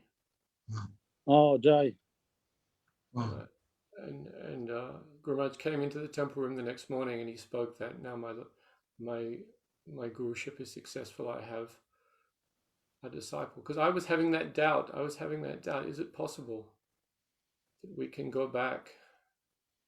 And he said, she's there with Krishna now. I remember you coming and telling me she saw Krishna at the foot of her bed and tears came out of her eyes, feet. And she was in pain with cancer, with no painkillers. All the nurses were completely unable to fathom what was going on. It gave me so much faith, that pastime. Hare Krishna. Wow. Jai. Raghava, there you go again. I think Gokul was there when Guru Maharaj was speaking with Jamuna. Gokul is the meeting person. He connects everybody together. And I was telling us to Pushkaraksha. Gokul Sandesh. I have a little inspiration, if you all don't mind. There's a 3-minute video which we just watched, but not everybody was here, and it's only 3 minutes. But it's just, I just really feel like I want to play this video of Guru Maharaj. This again is in Paris. Pushkaraksha Prabhu said it, probably the house of Hari Vilas, in either 85 or 86. And Guru Maharaj is speaking about separation from Guru. I think this would be a final good thing for us to finish with. What happens when the physical presence of the Guru is absent? When the Guru is absent physically, but his instructions are there. His instructions, Bapu, Rupa, Bani Rupa, is Guru means pure devotee, Vaishnava. You understand? Guru means a pure devotee, intimate, very, very intimate associate of Lord Krishna. His Guru, his spiritual master. As when he is physically present, that is his presence is here. But when that means apragat lila, when he disappears, at that time, one should not think that Guru is not there. He is always there. Can you say Krishna is not there? Krishna is always there, isn't he? Krishna is always there. If you have eyes, you can see Krishna. Premanjan Surita Bhakti Vinodjanino Santa Sadaiva Hridayasmila Priyati Just Shyam Sundaram Achinta Gunasrupam Govindam Adipurusam Pramodam. I have already spoken. Even that, I have Bhakti Chakshu, I have devotion, and you have developed Krishna prayer. Then you will see Krishna everywhere. You know that? That's the Krishna of Akut. Prahlad Maharaj, see Krishna in the pillar, whereas his father couldn't. Tasyam no prasyami, Sotame no prasyami. In Bhagavad Gita, Krishna said, Tasyam no prasyami, Sotame no prasyami. You see, he always says me, I only see him.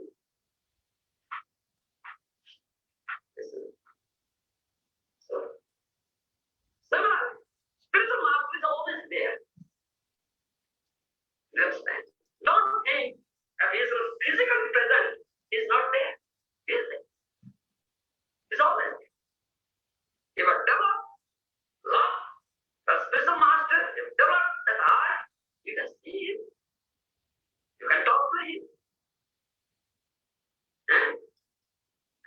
is also present in this part.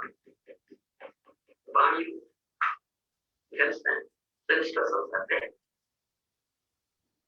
Don't think so. That is our Hare Krishna. So Pushkar actually was just saying, and Amarendra Prabhu, Guru Maharaj is still present.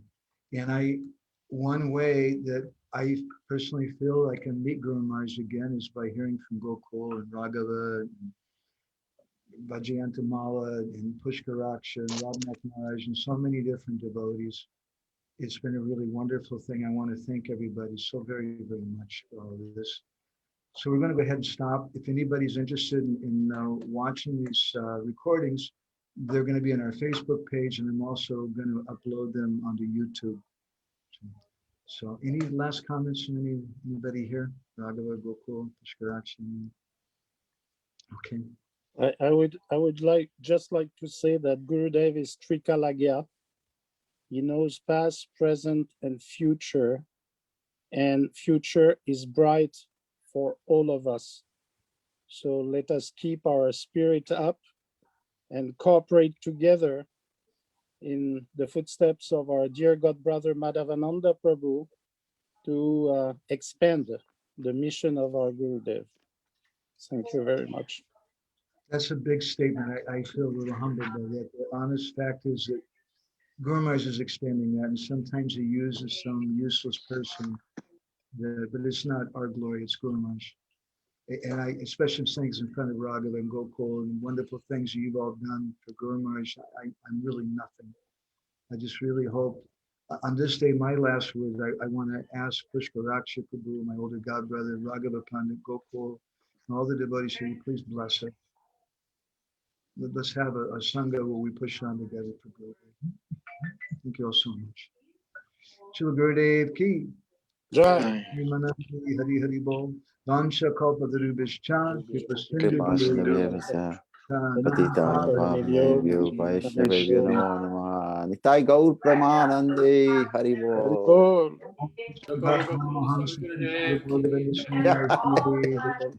Hari Bolo.